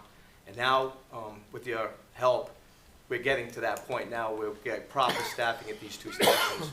And now we can take it to the next step. But I think there's a lot of talk about a police station. They wear guns, so I don't want to talk too much about a third fire station right now.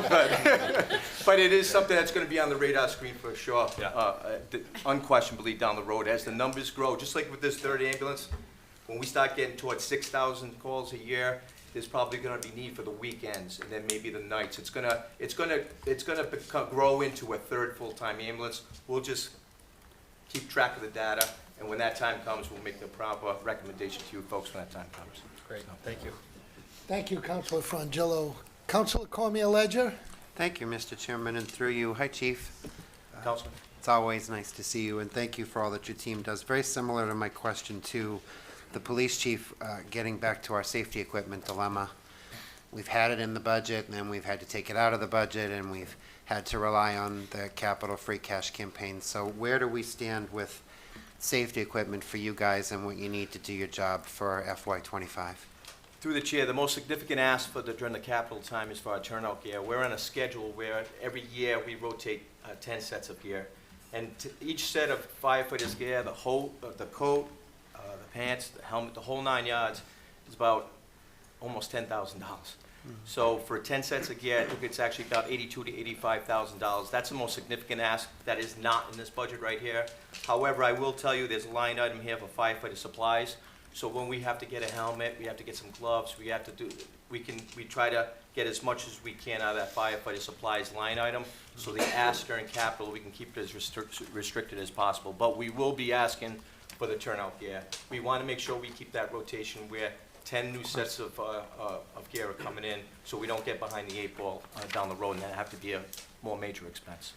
Of course, and I would advocate that you should always have all of the equipment that you need for your staff to do your job and do it safely. It's of the utmost importance, but I think it's important for the public to understand that that's $85,000 to $100,000 thereabouts. Yes. That we cannot afford to put into our operating budget. That's correct. That we rely on the free cash capital program in the fall.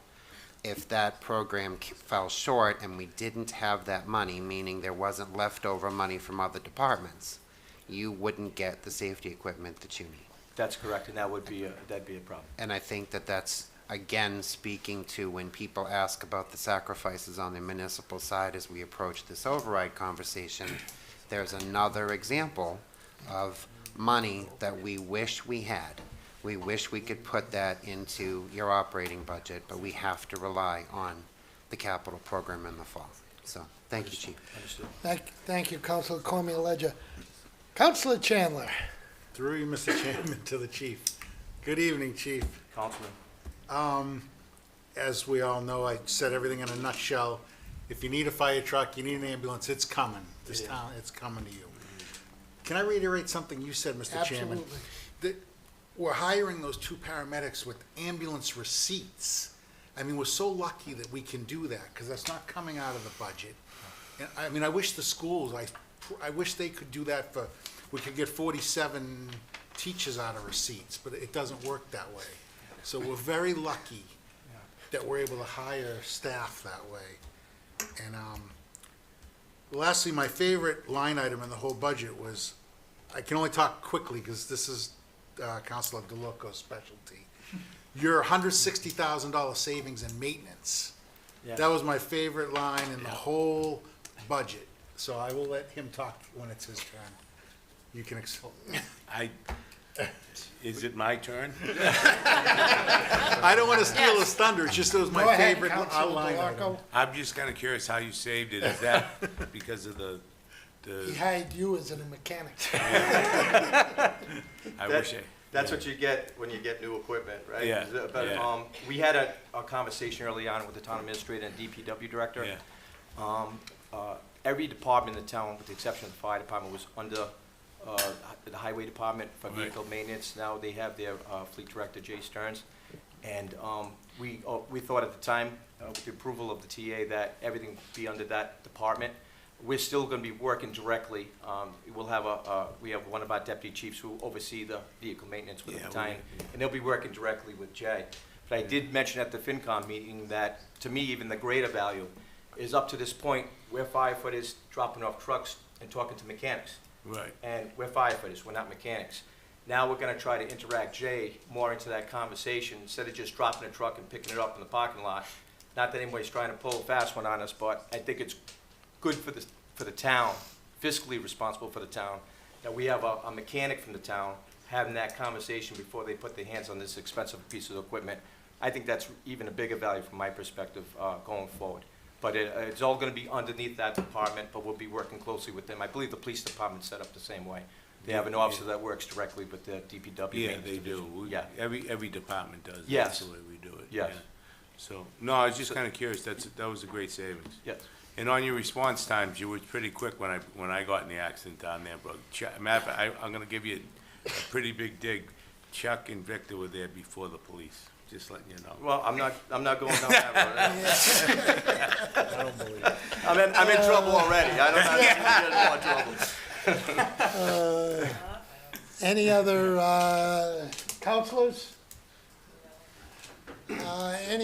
Anyone in council chambers or out in Zoom land? Chief, thank you very much. Thank you. We appreciate the support. Thank you very much. And let's go, we'll go to the next department held, 225, Regional Dispatch. Jamie is really good at this department. Councilor Pellegrini. Okay, thank you, Mr. Chairman. Just questioning that we have gone up from 610,000 to 1,309,000, whatever. I thought regional dispatch, where, Jamie. I'm the chair of the board. Jamie's the chair of that. I thought when this was first brought forth, that this was going to be something that wasn't gonna cost us much money at all, since we have how many towns that are involved with this? There's 6 now.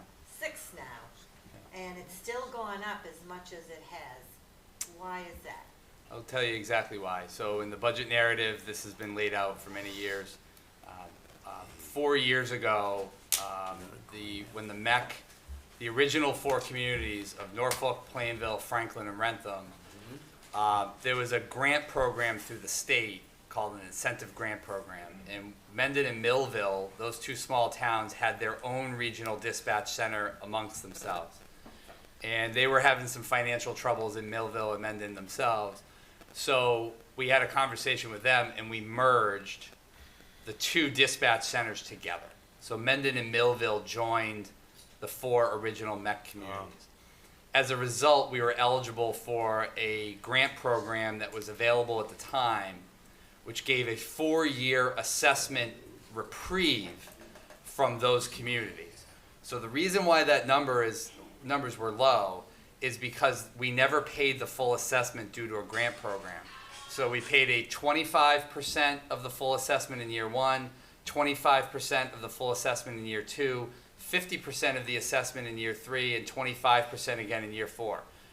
All 4 of those years, the town administrator and the town council had the incredible foresight to not spend all of those savings.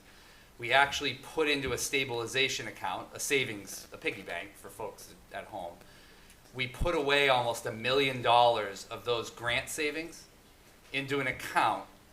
And now each year as we grow in, including FY25, the proposed budget in front of you uses $500,000 of that stabilization piggy bank money to fund this budget gap.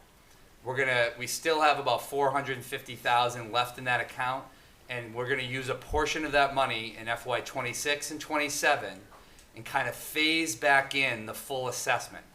I don't think we're gonna be eligible for another one of those grant programs ever again, but we're working with the state right now to see if we can be. But that's why you see low numbers on there relative to what you see today. So what's not in the budget document in front of you is the $500,000 in MEC stabilization funds. Tomorrow night on the agenda, on the legislation for action, you'll see that resolution. It's the second resolution on the agenda that will look for a 2/3 majority of all of you to put that $500,000 in the budget. Okay, it's just that I recall when we talked about doing this and taking out the dispatches from our own town, that something like this was going to save us money. It's saved you a boatload of money. It has? Well, yeah. I mean, you Well, had a grant for 4 years that Yeah. that paid for 75%. I mean, in terms of like what the dispatch cost 8 years ago versus today, I mean that's not what we've saved money overall because our assessment is a lot lower for Franklin as part of a regional dispatch center than it was. I think it's hard to read that message because of the grant program where we received 4 years of grant funding, lowered those numbers. But the assessment, Debbie, in those years, even in FY '23 where you see 610,664, that actual full assessment was well over $1.25 million. We just didn't pay for it in Franklin because the state paid that share of the bill. I see. So it was actually a lot higher. It's just not in the budget because we had a grant that paid for half of that money, or whatever the percentage was. Thank you. Yep. Thank you, Mr. Chairman. Thank you, Councilor Pellegrini. I think that was it. Any other councilors? Anyone in council chambers or out in Zoom land have a question on 225 regional dispatch? Okay, we'll move on. Inspection Department, Department 240, Councilor Cormier-Ledger. Thank you, Mr. Chairman. Through you, Jamie, do we have Gus tonight, or is it just you? Unfortunately was unable to make it tonight, so I'll do my best impersonation. I always love to see Gus. We do too, but I know. yeah. I remember in the past, there was some talk about he needed to fund a county, he needed to basically staff a county position for weights and measures. Has that been taken care of now for FY '25, or is he still covering that? Through you, Mr. Chairman, this is why he's on vacation, because he can take a vacation now. In the expense budget, in the second line item, you'll see a line item there, weights and measures. And when you get to FY '24 this year and next year, we did enter into an agreement, a regional agreement.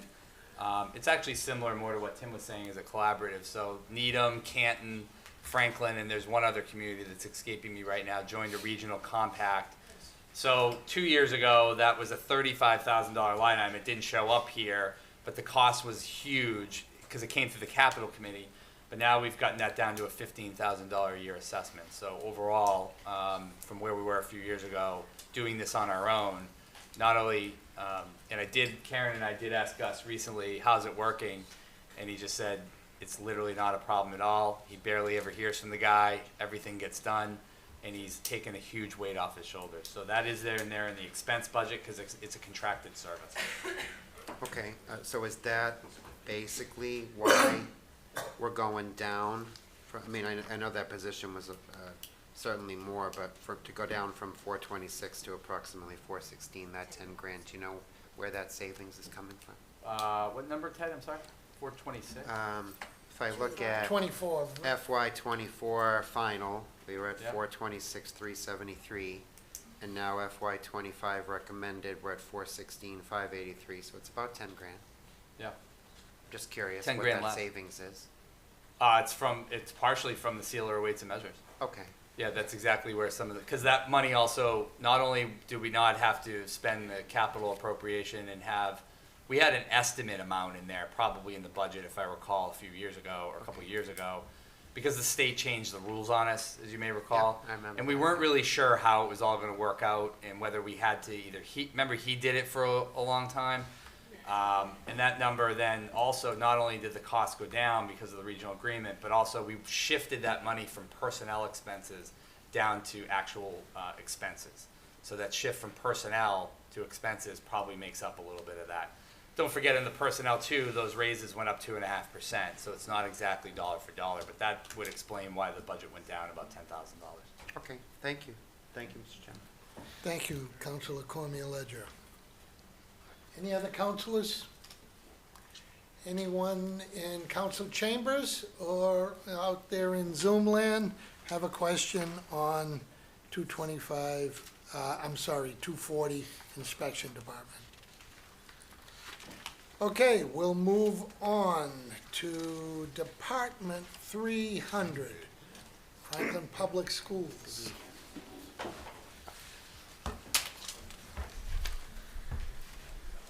Good evening, everyone.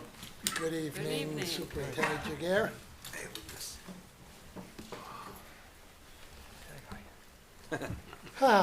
Hey, Lucas. Nice to see you all again. Good to see you. Okay.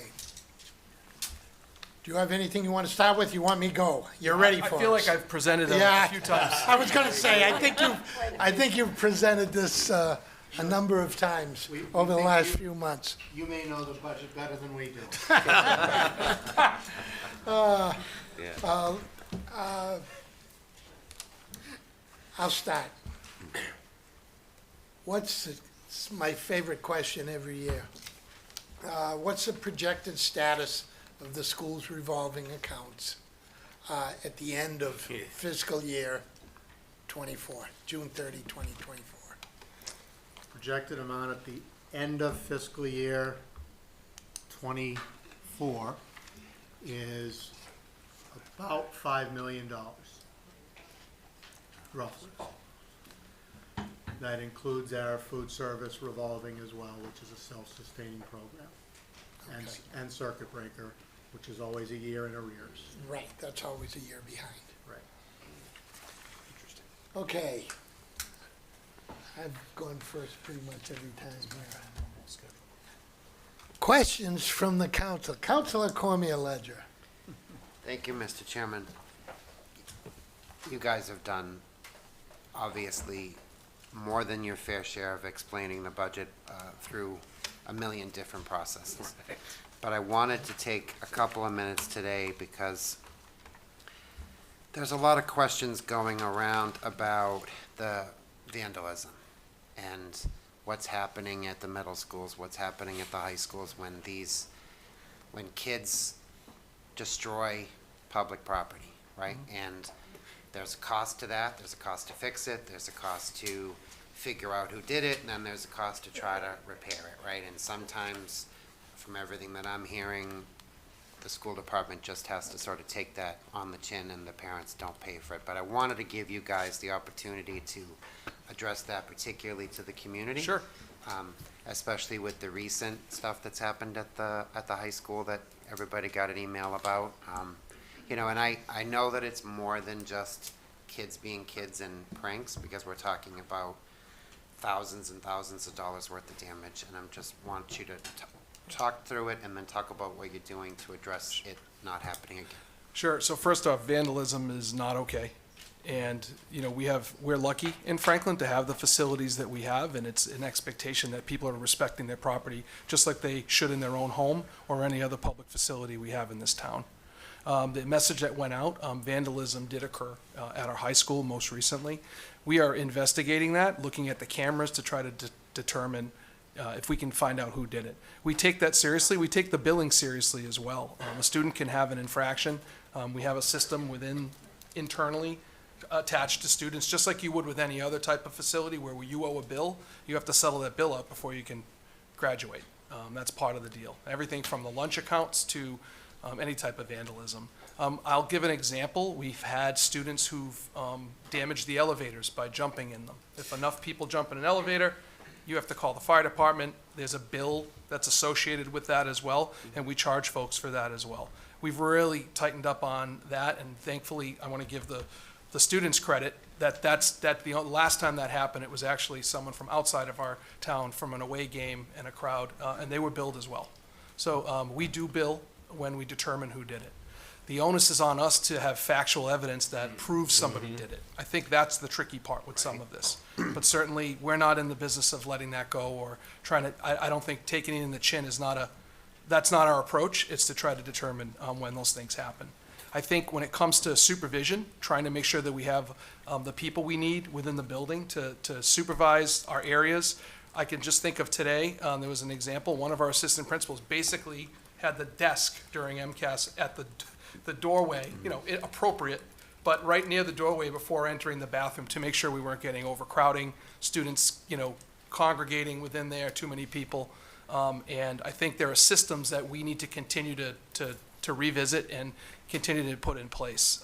I think when things happen at school, they become much more public than a vandalism that might happen in a less public area, but we take that seriously. So the email that went home to families from the high school.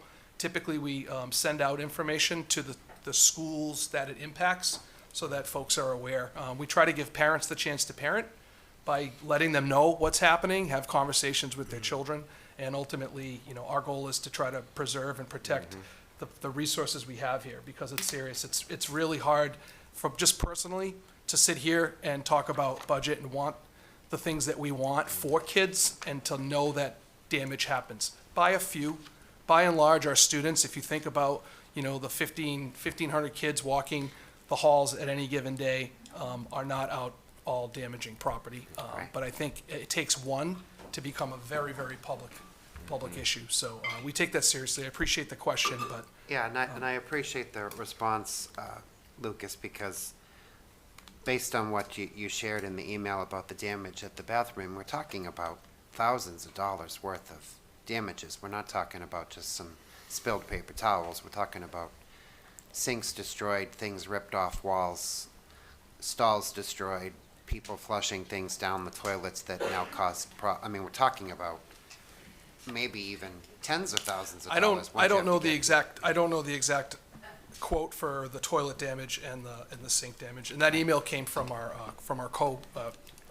interim principal. So that, if I'm hearing you correctly, you guys will figure out how much that's going to cost to fix. You'll do your best to figure out what kids did it, and then their parents are getting a bill. Right, and it's in the handbook as well. We do reserve the right to obviously charge people for damage. And if it's a high school senior and they get that bill, they can't graduate. Yeah, you need to settle your bills to participate in any of the commencement ceremonies and graduations. Okay. Your diploma, there's a technicality there around earning a diploma based on the number of credits you earned over 4 years. Right. But to participate, to get all of the other components that go with a graduation, they're not rights. So, But I think you can appreciate why I'm asking the question, because we're in the midst of an override conversation as a community, and a lot of people are working really hard to try to make sure that the schools get all the money that they need, and then we hear kids being completely disrespectful toward the equipment and the facility in front of them, and I think it's important for parents to understand that that's just not okay. it's not, and the student or students who did this do not represent the student body at Franklin High, right? Or the community as a whole. Unfortunately, when people do bad things in any arena, the first thing we label them with is where do they live, right? You always hear about this person from this town, but in our case, it's, what school are they going to? So, but I will say they don't represent, I was there for the last 3 days. I've been there about 6 hours each day through our principal finalist interviews, meeting with students. They don't represent the large majority of students. But the students who do these things need to be held accountable. Yeah, I would agree with you. The Yeah. majority of our kids are great kids. Yeah. Okay, thank you, Mr. Chairman. Thank you, Councilor Cormier-Ledger. Jamie, did you? Thank you, Mr. Chairman. Just really quickly, aside from all that, it's just an educational moment that Councilor Cormier-Ledger brought up. And while we have an audience on Zoom and at home in the midst of all the school-related conversation, I just want to point out that the the money that it takes to fix some of this stuff is not borne by the account 300 in the school department. Those costs are out of the facilities department to fix. And this is really important because everybody's asking about why is the school not getting all the money and all these, you just brought it up. This is why. You know, we asked it before, but we're a team, we're a family. It's just that this is a great educational moment to remind people the expense from these issues, and that's why sometimes Mike's point earlier about inflation, these costs to fix these issues sometimes, because you can't just wait for the whole investigation. You still have to fix the toilet or whatever, right? Yeah. And so we go out and we do that, and we have everybody on retainer, but that comes out of Mike's budget. Obviously, Lucas and the schools are driving all of that. I don't get involved at all. But it's still an economic driver that comes out of the municipal side of the budget. Thank you, Mr. Chairman. Thank you, Jamie. Councilor Jones. Thank you, Mr. Chairman. Lucas, first of all, thank you. I've been doing this a long time. And I have to say, one of the common comments I get from people is it's like, oh, it seems like whenever the police department and fire department comes up, it's this big old, hey, guys, big pat in the back stuff. I'm going to sit here and give you guys a big pat in the back. Really, honestly, you have done a great job with the schools. Your predecessor, you know, you had to take over a lot. When your predecessor, you had to go through a lot, to which COVID caused quite a bit of pain for the schools, quite a bit of pain for our kids. You know, the emotional, social emotional effects that COVID had on our kids was huge, right? And I think we kind of understate how much our teachers do for our children in so many different ways. You know, our children spend a large percentage of their day with their teachers. Their teachers are their friends, their mentors, in some cases their parents. You know, they're out there helping our children, I think in ways that are uncalculable. You can't really calculate how much of an effect our teachers, our schools, and our education system has on our children. And the town of Franklin and the Franklin Public Schools, for as long as I can recall, because all of my children have either been through or going through the Franklin Public School systems, has received a top-notch education with the amount of money that we can give you based on the citizens' money. We have offered a superb educational system. And as far as the teachers are concerned, myself a teacher, I can completely understand that just like the police department, just like the fire department, just like all these departments, it's particularly difficult to retain a quality teacher at a quality price, like Tim was saying with cybersecurity, to get somebody to come to the school system, to support our system, and be able to give them an affordable salary. That's not easy to do, especially since, correct me if I'm wrong, you've got the largest number of personnel out of all of the people in the town of Franklin, correct? What's your current personnel? Correct. If you count our educators and our support staff full-time, it's about 800. And then if you add every other type of position, whether it's a crossing guard or a coach or anything, you're over 1,000, probably. You're a little over 1,000. Yeah. Little 1,000, with a total of how many students currently, give or take? 4,700. Yeah. So that's close. That's 18 close to to 20. 5,500 or 5,000 some odd people Yep. that are part of this system. You are the biggest system in this town, and for what you have to work with, and what your staff and what your teachers and everyone has to work with, you're doing a wonderful job. I don't ever want anybody to ever say that our schools and our school system aren't doing a good job, because they are, for what you have. And you are probably the biggest victim of what is the Proposition 2.5 since 1980, because by way of example, I was in, I think, middle school at the time when Proposition 2.5 came out in 1980, and many programs that I had looking forward to in high school have been cut just right off the chopping block. And it went back to 1976 tax rates, and all of those fun activities that I enjoyed were gone. And that's what I've been dealing with Proposition 2.5 since then, as has everyone else. And you're the biggest victim. Why? Because you're the biggest pot of all of this money. And I hope and pray that with everything that's been discussed over the past few months, with the budget discussions, the override requests that we're looking for to try and fill that gap, I hope the citizens understand the importance or the value that this money is going to have into supporting our school system. And I hope people really, truly, fully understand how much our school system supports the kids as well as if they don't want to think about their kids, think about their property values. Because the school system has a direct effect, and I think Mel can agree with me when we say economic development, on the overall valuation of our community as a whole, in many ways, professionally, academically, educationally, and so forth. So I didn't want this conversation to end today like, well, everyone's just yelling at the school department. Everyone's just, giving a big old pat in the back to the fire department for what they're doing. You guys and your teachers and your staff are doing a fabulous job, and I just really hope that the citizens understand the importance and the quality of what that means. Thank you. Thank you, Mr. Jones. Councilor Pellegri. Thank you, Mr. Chairman. Welcome. What can we say? Out on the street, there's all kinds of things being said.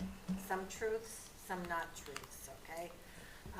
That's why I'm gonna ask a couple of questions that I don't know if you'll even be able to answer, but I'm gonna hope that you can. With your budget of 75 million plus, right now, how many teachers are you planning? Because I know that you have to get your slips out. Sure. I think you're gonna move it up now to the 11th of June, did I hear? The 15th is the deadline. Yeah, but We're you're gonna move it up. we're still identifying the actual reductions and where they would come from, but we did put out a communication to staff and to families that our goal is to, obviously, we're working backwards from the Yeah. determination of the June 11th deadline. If we have the information on those reductions, we have discussed notifying staff with a clause that says, should there be Money. a passed override or funding to support the position, we would rescind. That's one of the avenues we are discussing. So how many are you thinking of now? So right now, with this particular budget, the budget we're talking With about, 75. we're looking at upwards of 35 to 40 reductions in staff across all areas. And are those teachers? Teachers, admin, support staff, that's also self-funding athletics. That's increasing bus fees, not self-funding, but increasing bus fees. And anything else I'm missing here, Bob? Well, ECDC fees, all the fees would be Right, increased. instituting a parking fee Yeah.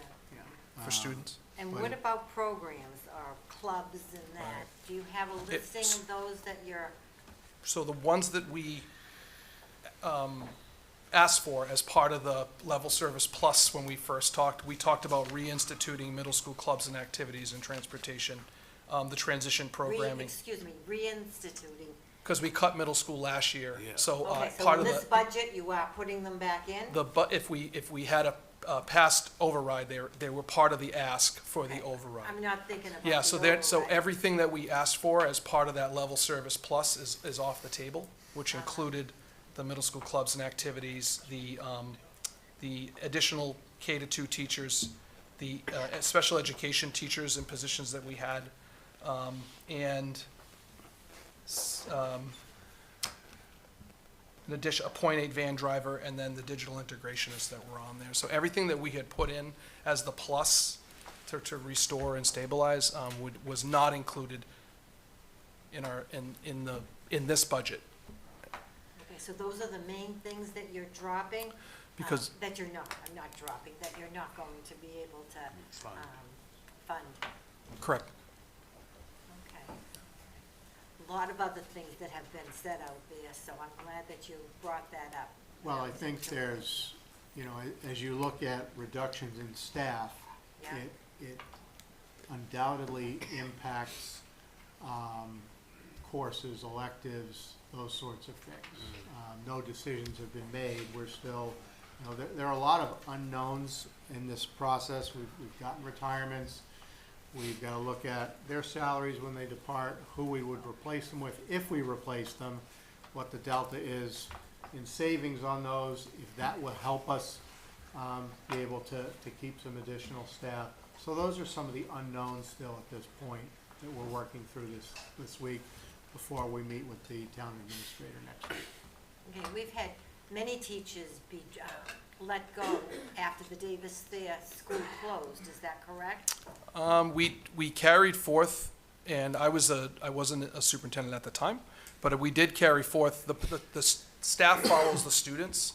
I think that's a great question, and I think it also speaks to our current plans for reorganization is around the number of students you have in any school. You need the teachers to teach those kids, so you have to carry the staff with you. That said, you always look at economies of scale, and I think we've hit on that a little bit between, I've talked about it, I know town administrator's talked about it from his perspective, but ultimately, the majority of your staff follows the students because you need the same, if you have 25 kids in this class, and this class, and this class, you still need that teacher to teach those kids. When But they we move. only have so many rooms, I- classrooms. Right. So where did some of these teachers go? They didn't pair up, They went to Keller. they went to Keller because we needed teachers there? We needed the teachers from Davis Thayer who were teaching to go and teach students at Keller, yes. Okay, and what happened to the teachers at Keller? They remained. There were rooms available. There were I rooms, think is yeah, that's the question, That's yes. the question. There were the rooms answer she's available, looking except for. now Keller has 565 students, so they are using some rooms on the middle school side because it's a complex, I so, see, I see. yeah. Which was one of the impetus for us looking at trying to reorganize this year. Okay, those were my two main Sure. questions, so I thank you. Okay, thank you. Thank you, Councilor Pellegrini. Councilor Sheridan? Hi, Lucas. So how much could you just tell us how much the fees will go up from what they are now and what they will be? We have a recommendation for the school committee to come out on Tuesday, but I'll let Bob chime in. Yeah, athletic fees would be self-funded, so by sport, we've structured it to be tiered. So those sports that cost more would, to run operationally, would cost more per student. So coaches like, sports like football, hockey, you're looking at $1,000. Yeah. Some of the other sports are less cost intensive, so they're going up a little bit less. The bus fee, the recommendation is to go from $360 to $500 without a family cap. Yeah. The other fees for ECDC are going up 20% across the board, depending on the number of days, part-time, full-time. So they're all and then we've also made the recommendation that there be a 2.5% accelerator automatic in each year, unless voted on not to do so by the school committee. So the fees will go up each year? The fees will go up each year by 2.5%, and that includes increasing the building use fee next year but to 5.5% by 5%. Okay. And then going up 2.5% every year subsequently. And that could easily lead to some sports not being offered, right? Because No, we're still running every sport, but again, they're self-funded. That's what I mean, so.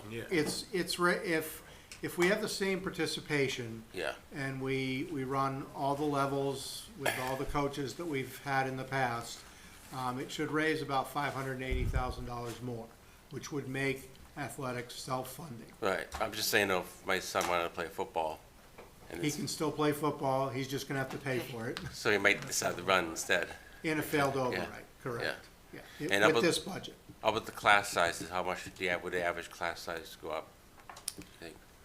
Right, you can, if you want. Yeah, I mean, the class sizes, preliminarily, as we're looking at reductions, we've put a limitation of 27 at the high school and the middle school, and 28, excuse me, and then 27 at the elementary level is the cap that we've put, and that's how we've been working with reductions to staff to try and make sure that we stay within those parameters. And just remind us, what's recommended as the right size for those?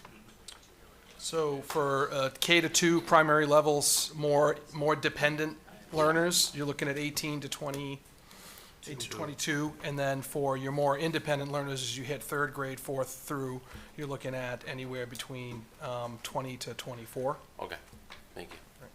Thank you. Thank you, Councilor Sheridan. Councilor Frangillo? Yeah, thank you. I had three major questions, but that one just triggers a fourth, so I'll start there. I thought you were going to say the opposite. Thought it was down to 2. Yeah, just the equity implications of a fee-based, fee-heavy system are horrendous to think about. The fact that, only those with the means can participate in after-school programming has just really terrible implications for the type of service that we offer to everyone, as well as, households that are often most in need of their students accessing after-school activities, being the ones least able to afford to pay for that is scary. That was an offhand comment. Okay. Three major things, and I'll take them backwards. One, this is a question that I've asked before, but it continues to be the one that I get asked the most, which is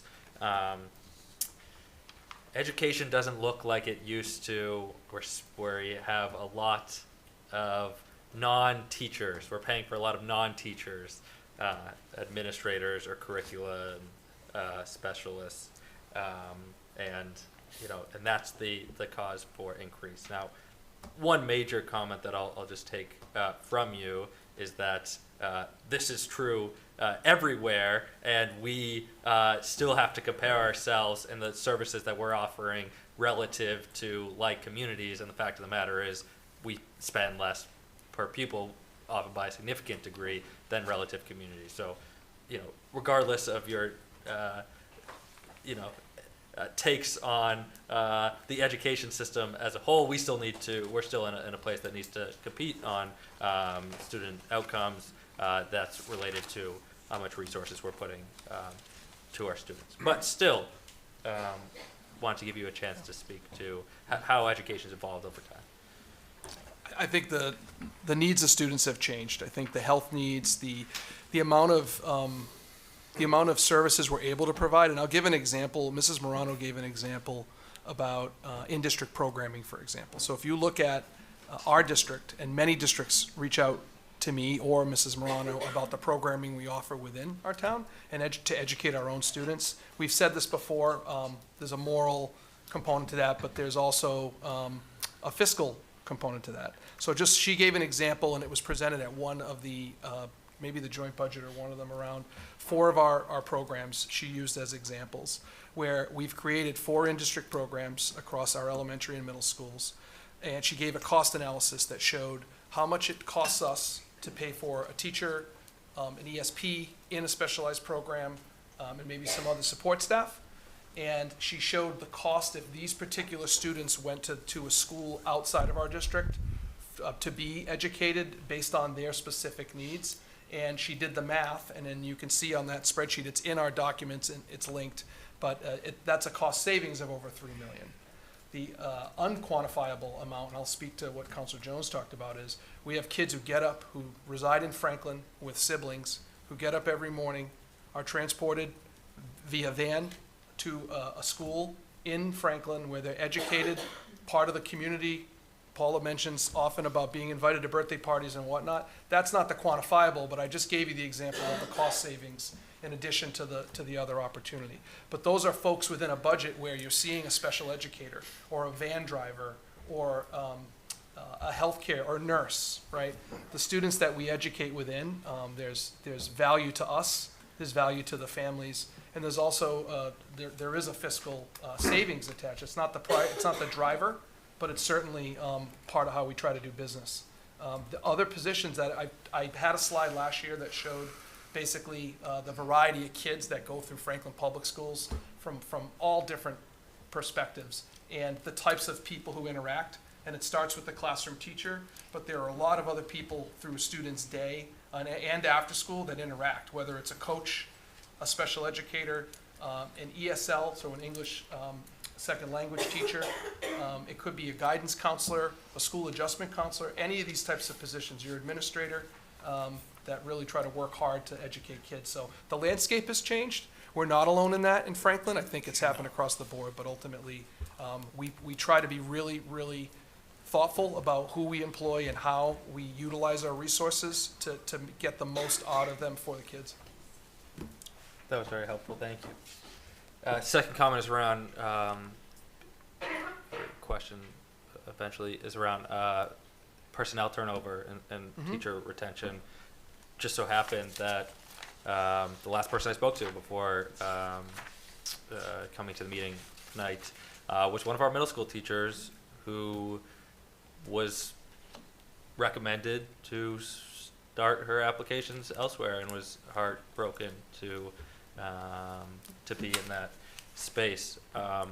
You know, I'm heartbroken from a personal standpoint, but more importantly, I'm heartbroken for the sake of our kids. I've had the pleasure of seeing her in classroom and meeting her students and know the impact and the relationship that she's built with her students for the few years that she's been in Franklin. She's a Franklin kid, grew up, went to all these schools, is able to talk to them about her experiences in the schools, is incredibly knowledgeable, was, when we were paying for them, involved in multiple middle school clubs, and extending herself, and it still does extend herself with tutoring of Franklin students after school.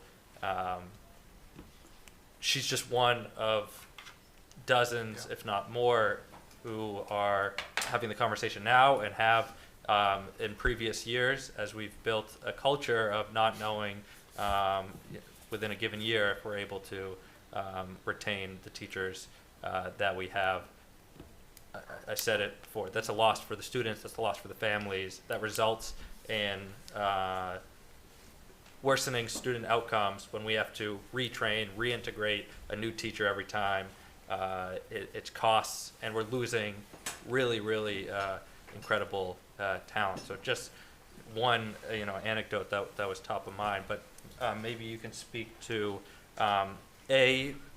what is or roughly what has been our teacher turnover rates as of late, and B, what is the impact of that, particularly on our budget? In 2020, it was 9%. In 2023, it was 16%. And that's staffing retention for teachers. For principals, losses, I'm sorry. And then for principals or admin, it's been a 15% in 2020. It's gone down. It's 18% is the amount of turnover we're seeing in those areas. Your point around the connection kids have with staff, to have to reduce, and we're fortunate. I actually want to give Jamie a shout out for the $335K to try to help us reduce less people. I wrote that in a letter to our families and whatnot, but I wanted to just say that publicly, so thank you, Jamie.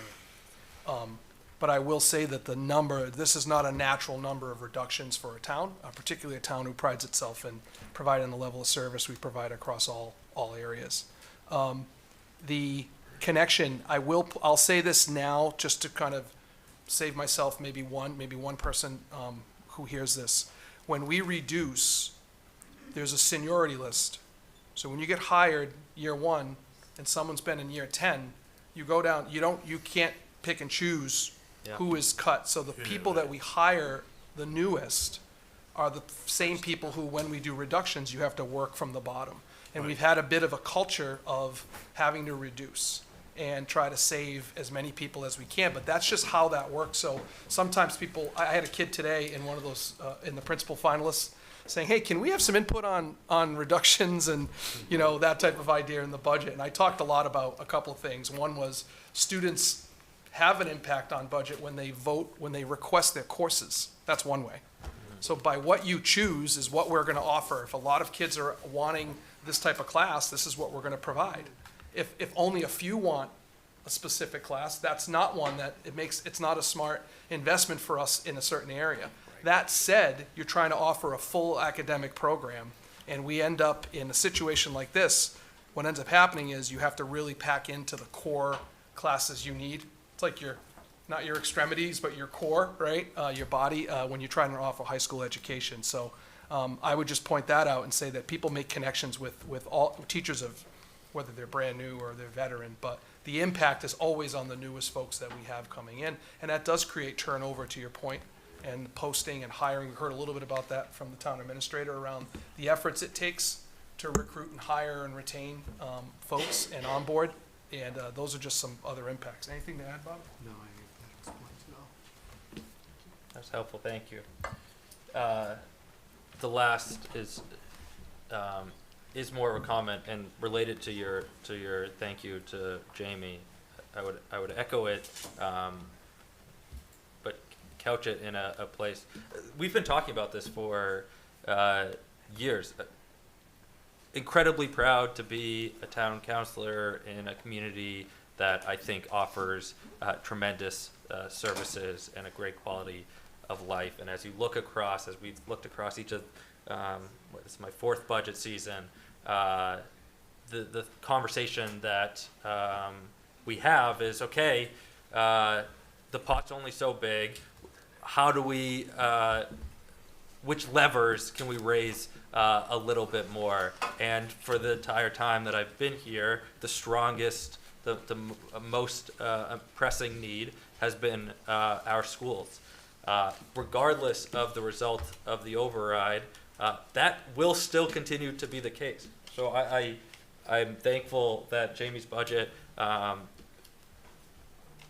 gives a large increase to the schools.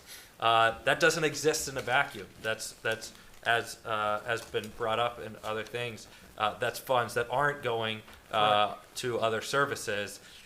That will continue to be the case regardless of the results of the override. So yes, incredibly valuable that we didn't reduce as much as we otherwise could have, but there are still immediate needs. I don't, speaking for myself, but as I said in previous comments, I think somewhat speaking for most of my colleagues, we won't let the budget deficit fall fully on the backs of our students. That does mean that within a pot that's not large enough to afford the services that we all enjoy, we will still have to continue to fund the schools at the loss of other services. So, just making that point. Thank you.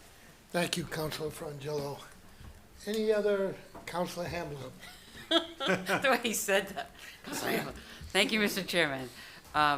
Lucas and Bob, thank you so much for being here. I feel like we've seen so much of each other recently that we understand most everything that's going on.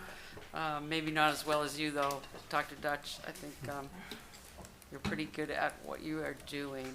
I just want to make a couple of comments about class size and losing teachers, along with what my fellow counselors have said. I feel like you said one time that you already had a kindergarten class with 25 students in it already. We currently have class to me that's 25, a lot of 24. 24, I think is. Yeah, and so that I think about that and like kindergartners, and are they really getting everything that they deserve and need? These are the people. This is the future of our community, and that kind of stuff really kind of makes me uncomfortable. And I just wanted to reiterate that. Also, librarians. You talked a little bit about librarians once, and I think, are there any librarians left in the school system? It's a good question. What did they do? What did they do, or what do they do? And people don't really understand how important they are. So we do not currently have a librarian in the district. Not in all the schools. No, we have library ESP, so an educational support person is serving to maintain the libraries, and they do a phenomenal job, but they're not licensed librarians at our elementaries or the middle complexes. So they're phenomenal people who are exceptionally great with kids, but they're not librarians. At the high school, we cut last year. Part of the cuts when we cut the middle school clubs and activities, we ended up cutting our librarian. You heard the acronym NEASC. It's the New England Accreditation Center for Schools and Colleges. Basically, every high school and college, wants that accreditation. We have it currently. We'll have our decennial visit every 10 years. They come back out, and every 5 years, you need to give an update and a report. We will be flagged for warning by the time we have our visit to have the librarian at the high school.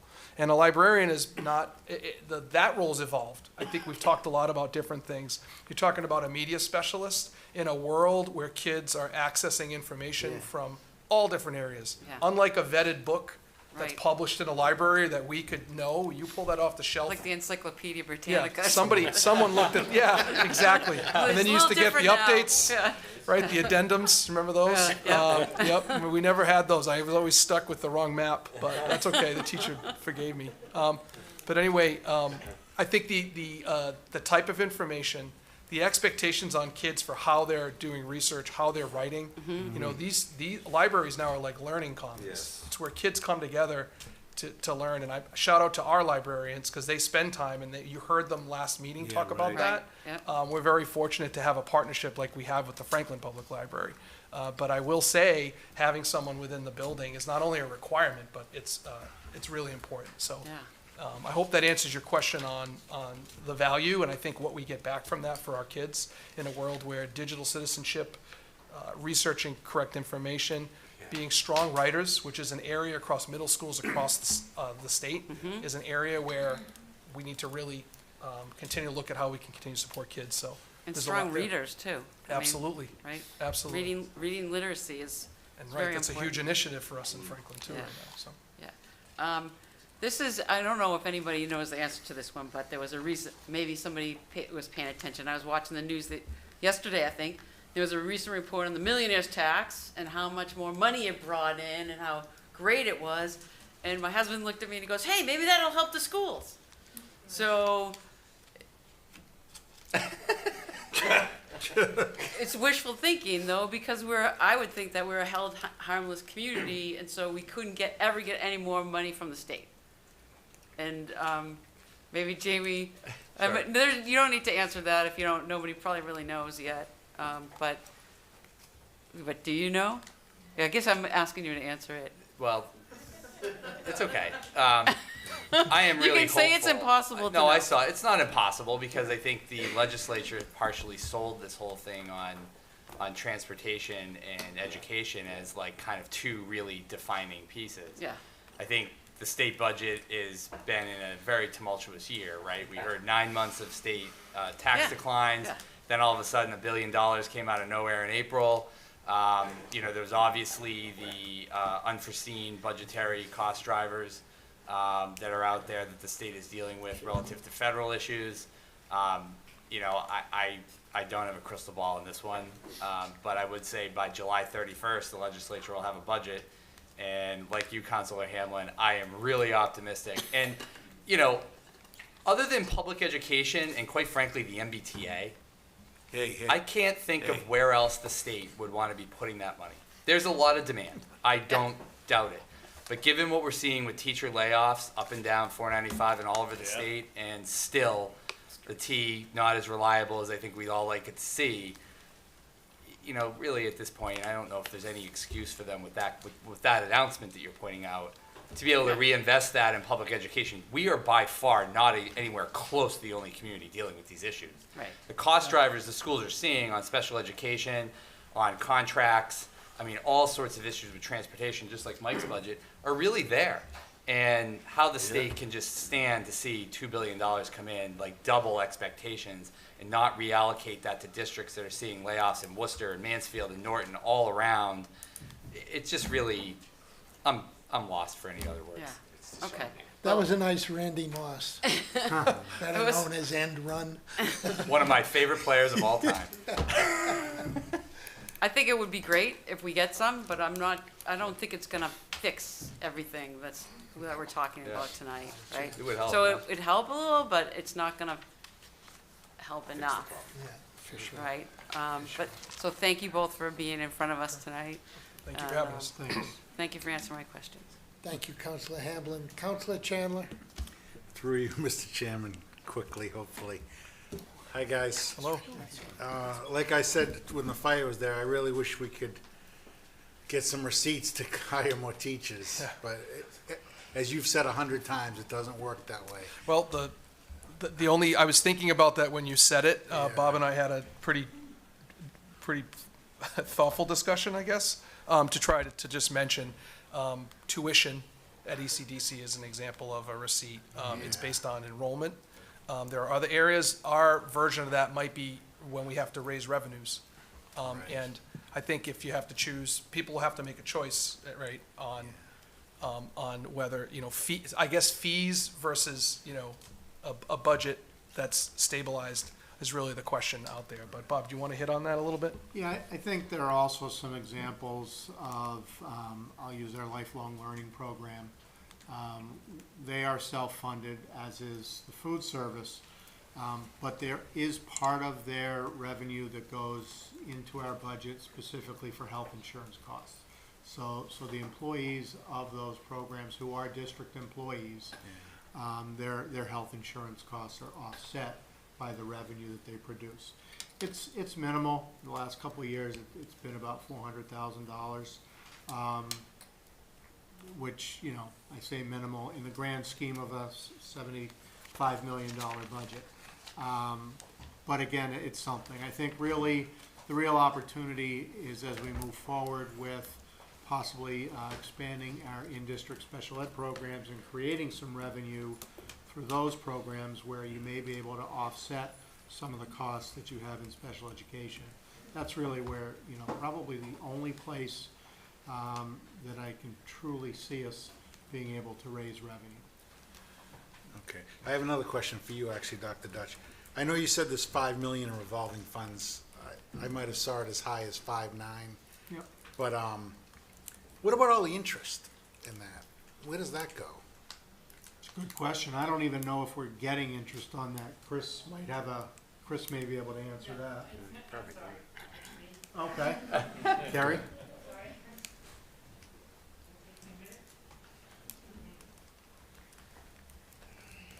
I mean, Terry Riccone, through you, Chair, we don't get interest on those funds. Those are in revolving funds, they don't accrue. so they just sit there. They're in a bank. They're in a Checking accounts. Right, checking account. Yep. right. Okay, and they stay there for a whole year, though, till the new ones. Because You're- at you're 4% speaking- would be You're talking about two 200,000. different things. It stays in the bank, but in the revolving fund on the general ledger side, that's where they do the transfers in and out. Okay. All right, it just seemed like a lot of money to sit around. I was just trying Yeah. to reach on anything. Sure.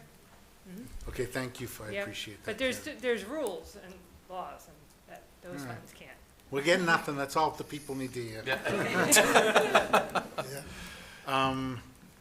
Back to revolving funds. Now, the sports, as Counselor Sheridan said, you can't just cancel the sports because we've already collected the money. We have not collected for next year at this point. However, the idea was, my philosophy is not to be performative and make threats, Yeah, but the no, I idea know was we tried to show a logic to, if, given the budget situation, I wouldn't unilaterally just cut athletics for the sake of cutting, but more say, we can't afford it, but if we can figure out how much it costs to operate a season between the buses, the coaches, everything you'd have to do from the ground up, what would that cost be? And that's where that tiered fee schedule came, because it wasn't fair to look at what it might cost to fund a full hockey season versus a cross-country season. Right. So those types of things, you try to be as, as reasonable with families as possible to try to tier that. It's not a solution we would want, but in a failed override situation, that's what what would come. And I'll just finish with the layoffs. So Yeah. now you have it down to what, 35, you said? I mean, that's an estimate based on Okay, putting so numbers to. how many of those 35 will be retirements? Let's look that up. Yeah. And it was 47 with Jamie's. Okay, that was my other question, was the So it dropped, 300,000 that should dropped get rid it of to 3. 42, Right. but we're trying to look Yeah. at the actual They're trying to realistic work number, so. Right, well, that's what I'm getting at, Yeah, how yeah. we, Yeah, because if, right. So we have 15 retiring this year as of now. okay, so, Some we'd have to okay, so replace. we're down, we could be down to 20. Now, you're talking about an 18% loss retention? Mm-hmm. I mean, could we actually get away with no layoffs with an 18% loss retention? And, No, because some of the positions, if they retire, Yeah. you're not filling the position. So if you have like a teacher retire in a cut, it might not be a human you're getting rid of, but you're basically saying that third grade teacher's off the table now. So now the kids are gonna enter classes that are higher in number because you didn't replace. Okay, see, the way Does that I make heard it sense? was, when you lost retention was these people saying, screw Franklin, I'm out of here. Yep. But it's not that then. The number I gave you was the number of people in the decrease from 2020 to 2023. We've seen a downward trend in more people. We've seen more turnover in our industry too. However, we've seen a downward trend.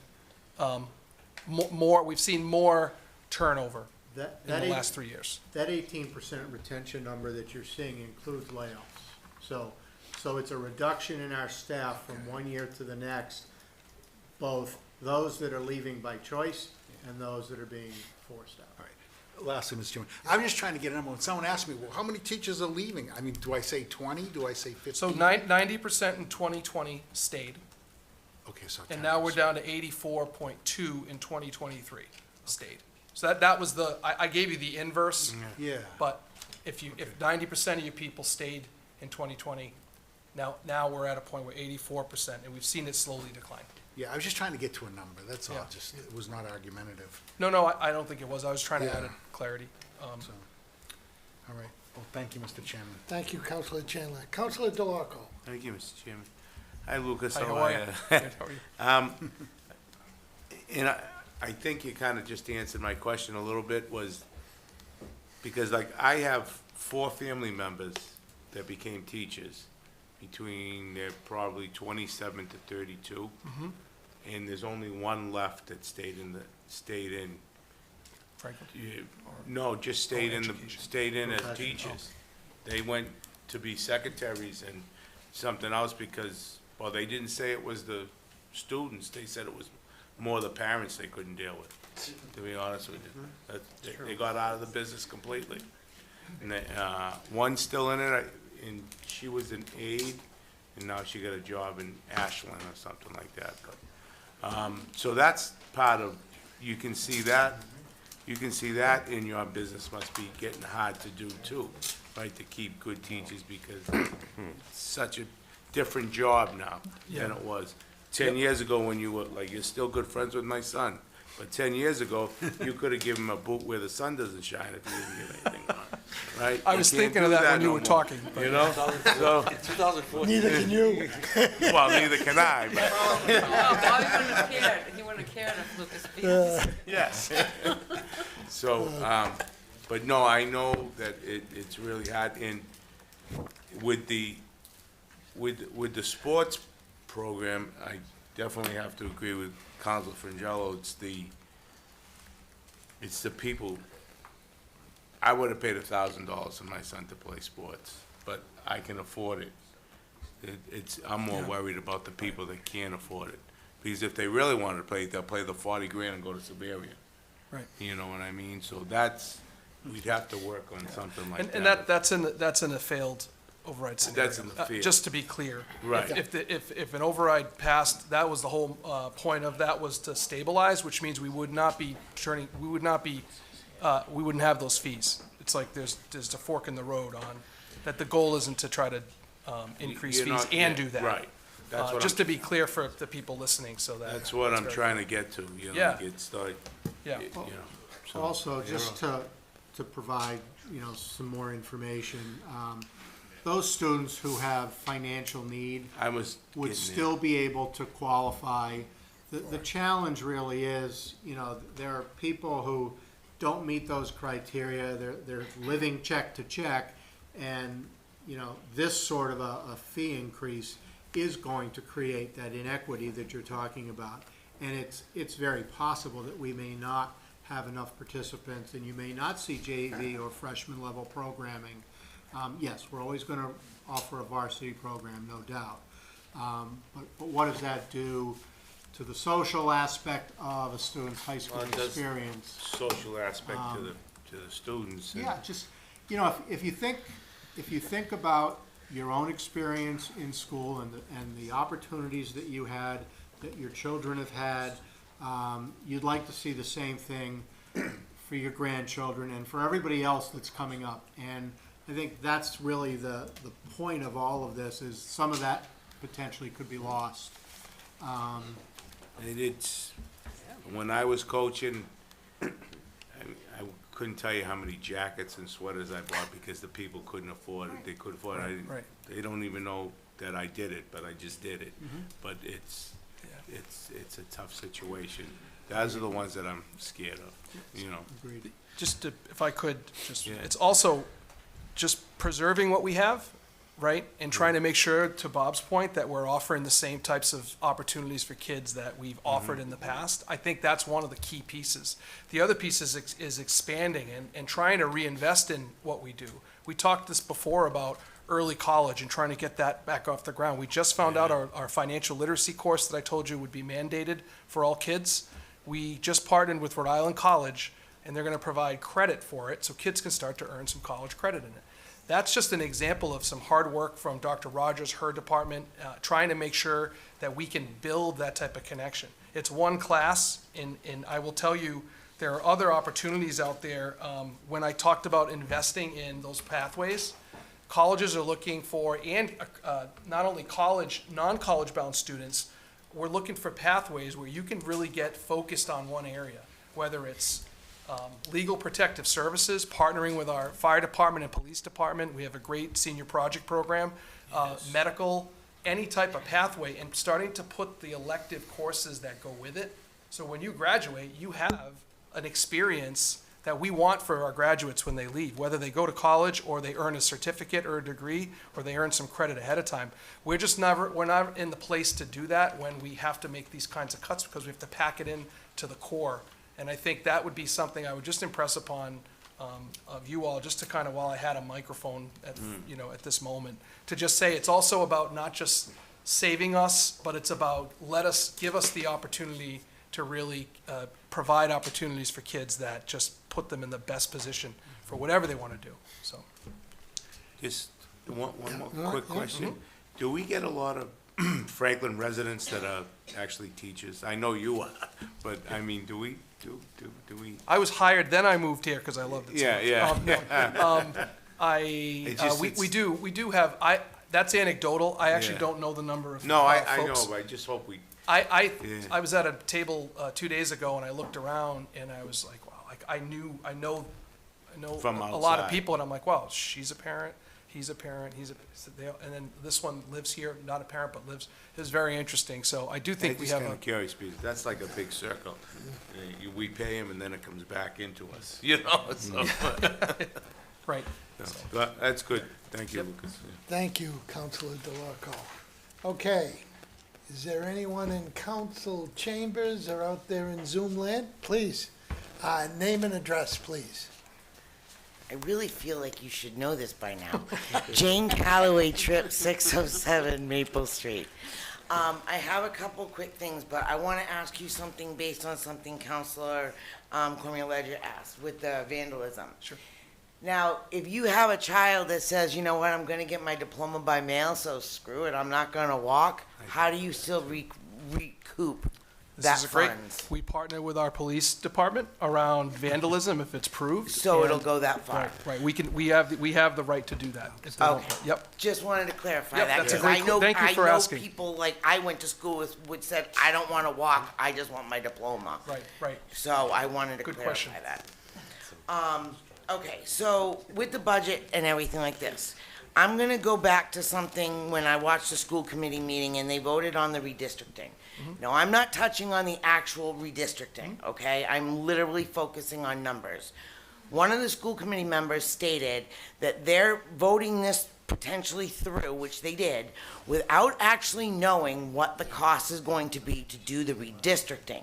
So for me personally, I wouldn't buy a home or a car or anything without knowing what it's going to cost me, and I find that it was fiscally irresponsible for it to be voted through without not knowing the actual cost. And actually where the funds are coming from to retain that. I know you're gonna ask me, but I also know my clock is ticking, so I'm just gonna get them all out. And then you can go ahead and answer, because you get more time. So I find that that's part of the problem with the redistricting. We don't know what it's gonna cost, where it's gonna come. okay? The idea of closing the two schools was to save money. I get one is supposedly gonna be going for the police station. I'm not touching that right now, but if we're not closing Kennedy and actually using it for ECD overflow, how are we actually saving funds? Because the school's still gonna be operational. You're also closing two schools, so you have two schools fully staffed that you're gonna have to fit into the remaining schools.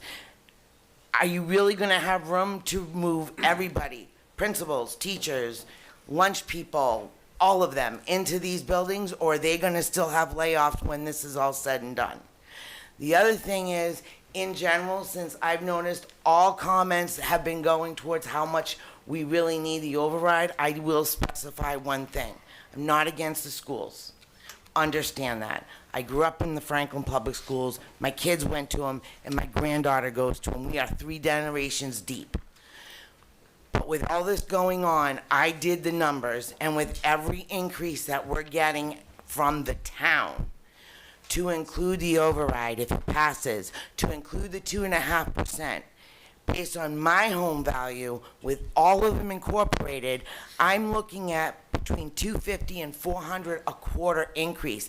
And that's because I don't have full numbers for the possible debt exclusions that we're gonna be voting on at some point for Remington, Keller, and the police station, and the phosphorus plan.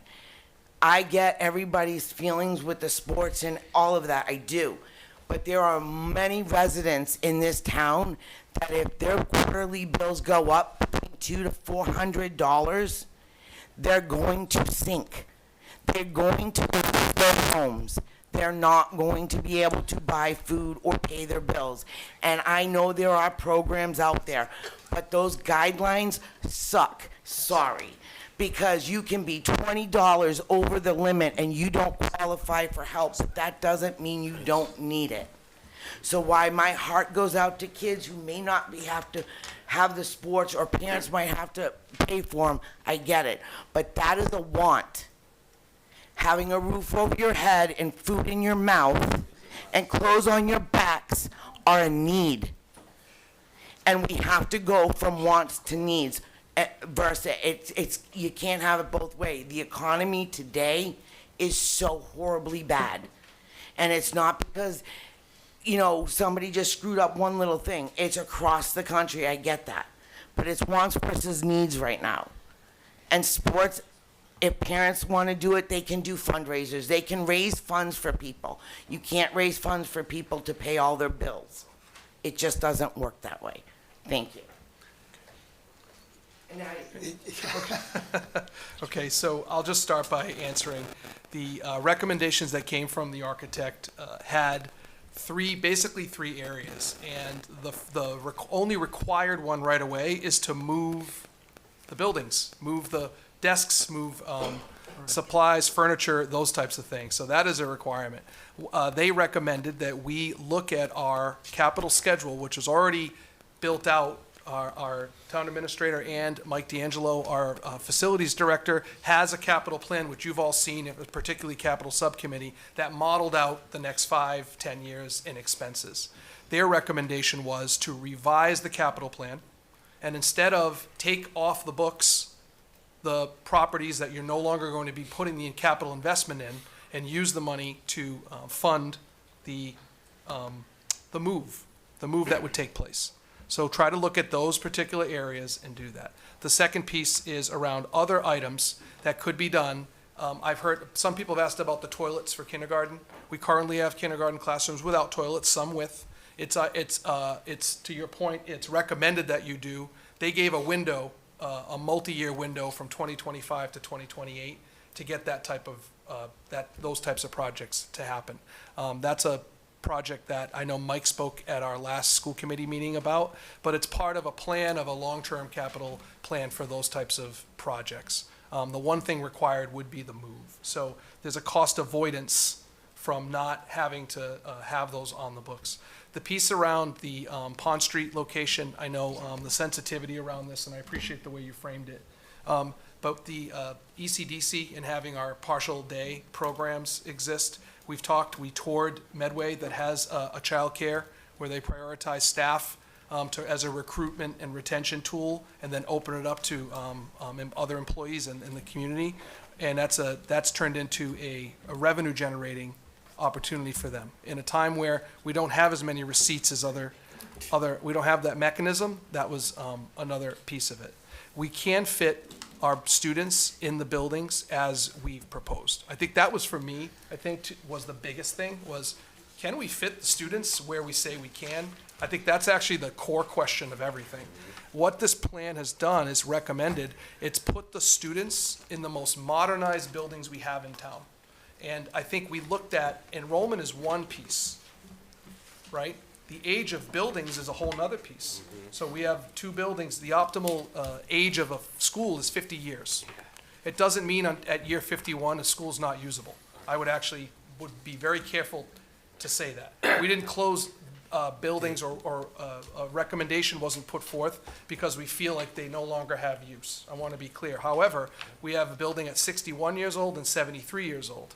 So you're hitting a point where if we just did this and waited, we'd be in a situation where we'd be forced to make those decisions.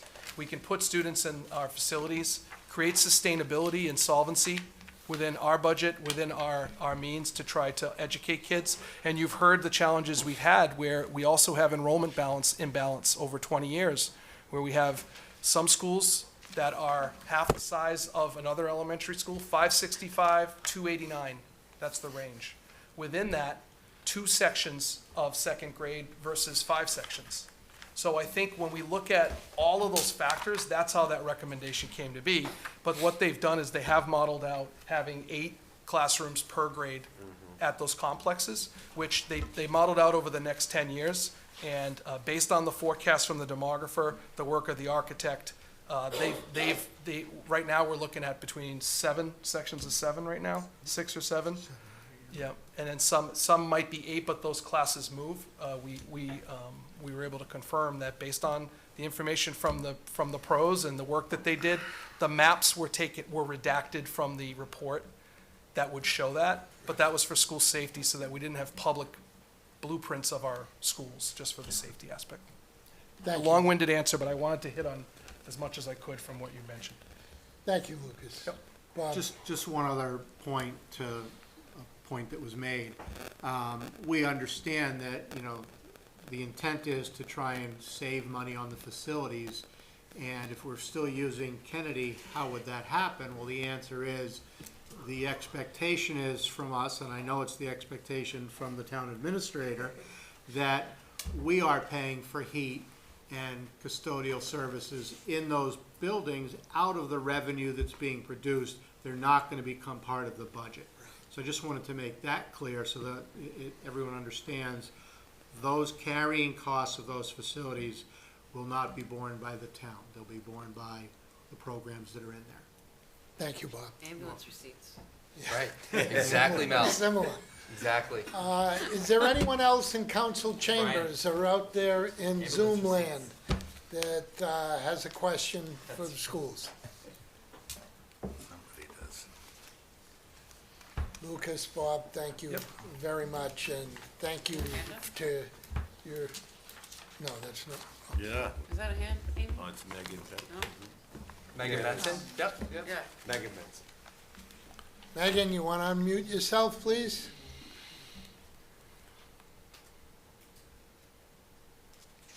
Hey there, good evening. So I just have a quick question. I'm losing my voice, so I'm going to make it very quick. But basically, I'm wondering if somebody could, Mr. Jagir, maybe you are able to do this, kind of break down the difference in the email that you sent the other day. You talked about the 2 different types of reductions. So the first would be reductions that are not connected to the budget deficit and more connected to enrollment, like decreased enrollment. And then the other reductions would be due to a failed override. So are you able to parse those out and explain specifically kind of which cuts fall into which category? Correct. Yes, I can. Thank you for the question. So every year, at this time annually, we look at enrollment-based reductions, performance-based reductions. Those fall into a different category than the amount requested from the override.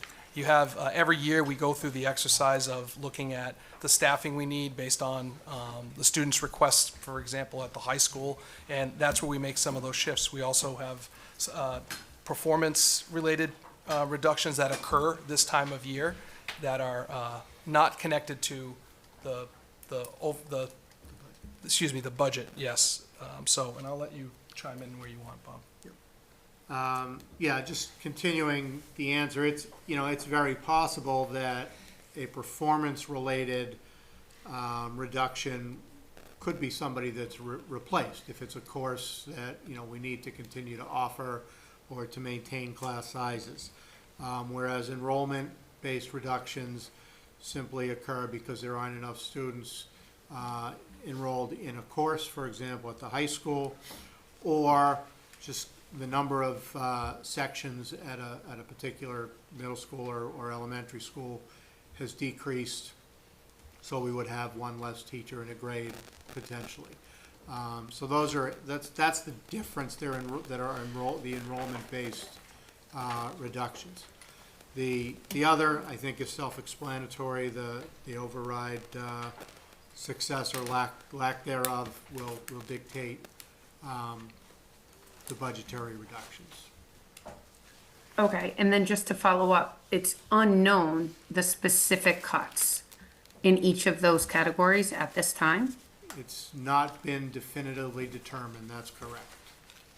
Okay, and because this public email went out saying that there are, these two types of cuts, will an email go out again, kind of summarizing what those cuts would be prior to the vote on June 11th, or what is the We plan? have to, Megan, I apologize, but we have to be very careful about talking about the override. I've just been scolded Okay. by town attorney, so that Okay. might be a question for Lucas, for the superintendent offline. Okay. If you wouldn't mind. Yeah, definitely. Okay. Thank you. Jamie. Through you, Mr. Chairman, I just, Very I quickly, understand please. Megan's questions. I think the superintendent and I and everybody have been extremely transparent and forthright through communications about a lot of these things. So I just want to assure everybody, those communications will go out at the appropriate time. People are going to know the facts and the information. So I hope everybody watching understands that. We're going to be doing that in due time at the right time. Thank you. Thank you. Thank you, Megan. Are there any other questions? Okay, seeing that Lucas, Bob, and your entire administrative team, this budget season has been a long one, and I know at times testy from all, but it's been a good budget process. I think, I know my fellow councilors have really been pleased with the information that's been brought forward through our different joint budget subcommittee meetings, as well as your presentations, both you, Superintendent Jagger, as well as Bob. I think they've been great, very informative, and I think the information is there. Anybody looking for the facts and the information, they are there for your looking. So thank you very much. Thank you to your entire administrative team. Thank you very much, everyone. Thank you. Thanks, JB. Okay. Next department held would be DPW.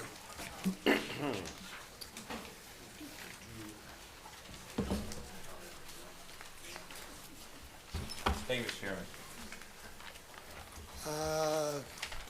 Welcome. Always a pleasure. I'm Bruce Kennered, your Public Works Director, and I'm joined tonight by Kathy Moore. She's our financial wizard with our budget that I think's been brought up. We've kind of gone through a lot. Yeah. a couple of times. I'll start with the same question I've been able to ask everybody but the fire chief, and that is there anything new in your budget this year? No, and I think I'd like to just reiterate, actually, my budget's gone down, so that is new. We've already actually, Public Works going into 25, we've actually already made cuts, because we had to do some balancing of things. We all know, everybody talks about it, that inflation factor goes up and down. You know, I say it all the time, that my budget's basically 65% expenses. So, it's so volatile, whether it's fuel, parts, we talk about everything. So, we've had to make adjustments there, because this is, it's a level funded budget opposed to a level service budget type thing. I think it's the best way to say it. And if you look at the final number, you know, it's basically a $6 million budget, the general fund, just aspect of it. And if you look at the final number, it did go up, you know, $159,000, but that's because the money was transferred from the fire department to my, which was already covered, you know, for the equipment maintenance. So we really did not go up at all. Okay. And the only highlight that we did reduce, just to make up for the other things, is always the easy target. Basically, $150,000 was reduced from our operating, for our road work, basically. $20,000 for sidewalk improvements, $30,000 for tree removals, $60,000 for consulting services, and basically $30,000 for school maintenance staff. I think was brought up before that Public Works has a lot of, just like Mike does, we do a lot of work for the schools. We take care of all the outside of schools. So those are some cuts, and then a bunch of little other things. But that's really the highlights of my budget. Okay. Can you just give us a quick list of major projects anticipated being done this year? We've already started them all. I will say, because of my team, you know, Mike Maglio's not here tonight. Besides the interceptor. Yeah, the interceptor's going on. Obviously, Jordan Road, it was kind of ironic, was brought up. We're just getting ready to start on that. We put the water line in over there, so we're redoing the road surface over there. Janey Ave, we put another water line in back there, so we're doing all the road work out there. We're looking to do, there's different things out to the roads. Huh? Barron? Oh, Barron Road, that was a great thing. That was a road, just a story that has always been on it. We finally got accepted, and then through ARPA money, we were able to get that one. And that was, we've also, you know, I will say that we've gotten really good numbers on that. We can talk about some of the water stuff and sewer, but that's basically the road work that's going on right now. Okay. Thank you. Questions from the council? Councilor Cormier Ledger. Thank you, Mr. Chairman. Hi, Brutus. How you doing, sir? What am I going to ask you about, Brutus? Sidewalks. You just said you had to take $20,000 out to make the budget work for sidewalks. What does that leave you for your sidewalk budget for FY25? Exactly. It's under a group maintenance type thing. What account was that? I couldn't tell if maybe it was under trees or, you know, some other We had thing hoped to, here. I did hope to increase it, just so you know. I know you did. But it was reduced. We level funded it, it went down. Yeah. We had hoped to increase that line item in our preliminary request with Jamie. Yeah. And in the end, we had to make cuts to make things work, so that we cut it back. So what's the So what- final so number what though in is that it? line item, 55. Kathy? And 80 sidewalk 80,000. maintenance. But that's mixed in with some other items. Like what? Guardrail maintenance, sidewalk maintenance. And that's all that's listed. I So don't on know if all Carlos would the, have more detail. on all these different little lines here under 422 though, where does sidewalks fall?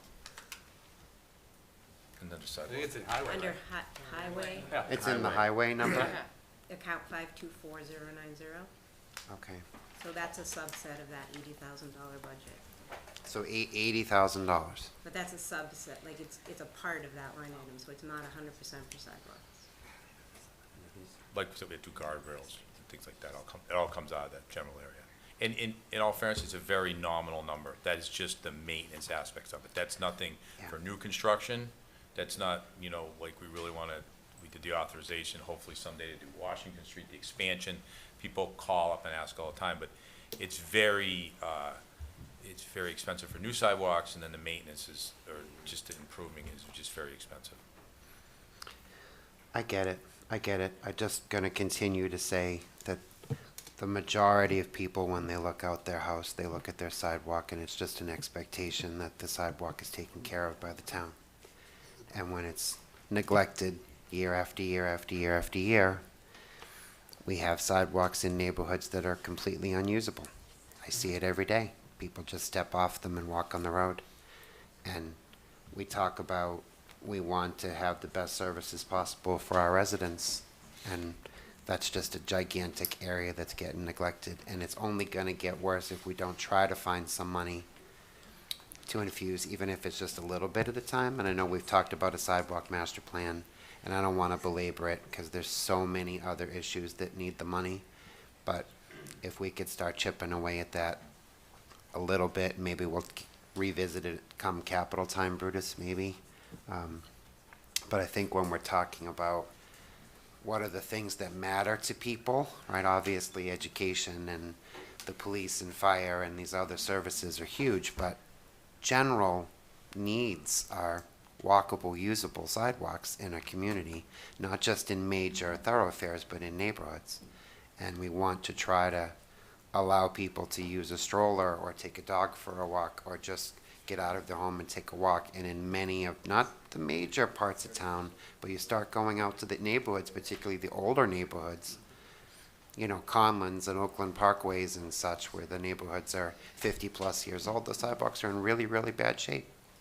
So I'm just pointing it out because it's yet another sort of like, let's put a pin on it and show people that there are significant areas on the municipal side that still need funding. But thank you. I just want to I totally agree with you. And it's just one of the things, we've had a strong sidewalk. We have 126 miles of sidewalk. We do tend to focus, obviously, on the higher volume areas of town. We also we have a big plan we've been working on, I think you all saw last year, doing all the handicap access downtown for the crosswalks and everything else. So it is, and it's how we set the priorities. We do not have enough money, and then it just is what it is, and we talk about conductivity and trying to do the other areas too. It's just a tough thing. I will say, over the years though, you know, the roads to waterline, or waterline to roads program, you know, all those neighborhoods we're touching, we go through there, you know, we eliminate one sidewalk, typically, it doesn't make people happy, but we leave a nice sidewalk, and it's very, very important to us, because we do value that. So, and I know what you're saying, and I know your area, and it's not good, and I'll be the first to admit it. Thank you, I appreciate that, and I just want one other thing. I remember 2 years ago at a presentation, we talked about sort of like the pile that was of infrastructure projects on the town administrator's desk, right? The things that we knew we had to get to, but we didn't have the money to get to. And 2 years ago, that number was $140 million in infrastructure projects. I can only imagine that that number has now gone up quite a bit, right? It is true. We actually just got today the final roads thing, and it's, you know, like our percentage has gone down, even though the work that we've done. I'm sure there's going to be a presentation on this, but you know, what we're looking at, it's close to $65 million now, where it was 40. So, you know, just we had to rerun the numbers because the cost of asphalt has gone up so much, the cost of labor's gone so much, and the contingency plans. That's just the road piece. It was like Yeah. 140 million included sewer and included other things, I think, a few years ago, but. Yeah, Right, some of that's being taken care of with the interceptor, you know, and some of the other Yeah, stuff that's going yeah. on. Interceptor was part of that. Sure, Yeah, but it's still for the public to understand, there's still this gigantic number of I'd probably say projects that can't get done. it's close to 200 million now. I don't know. It's hard. It's Okay. overwhelming. Yeah, okay, thank you. Thank you, Sorry. Councilor Cormier Ledger. Any other councilors, questions? I got one. Is Barron Road gonna be done before next oil season? Yes, sir, I can promise you that. Thank you. That's all I get. Is there anyone in council chambers or out in Zoom land that has a question on 422 DPW? don't see anybody in Zoom land. Nope. I think I fell asleep. Brutus, thank you. Thanks, Bruce. I think I'm Thank gonna you be back very up in much. a minute. Yeah. Okay,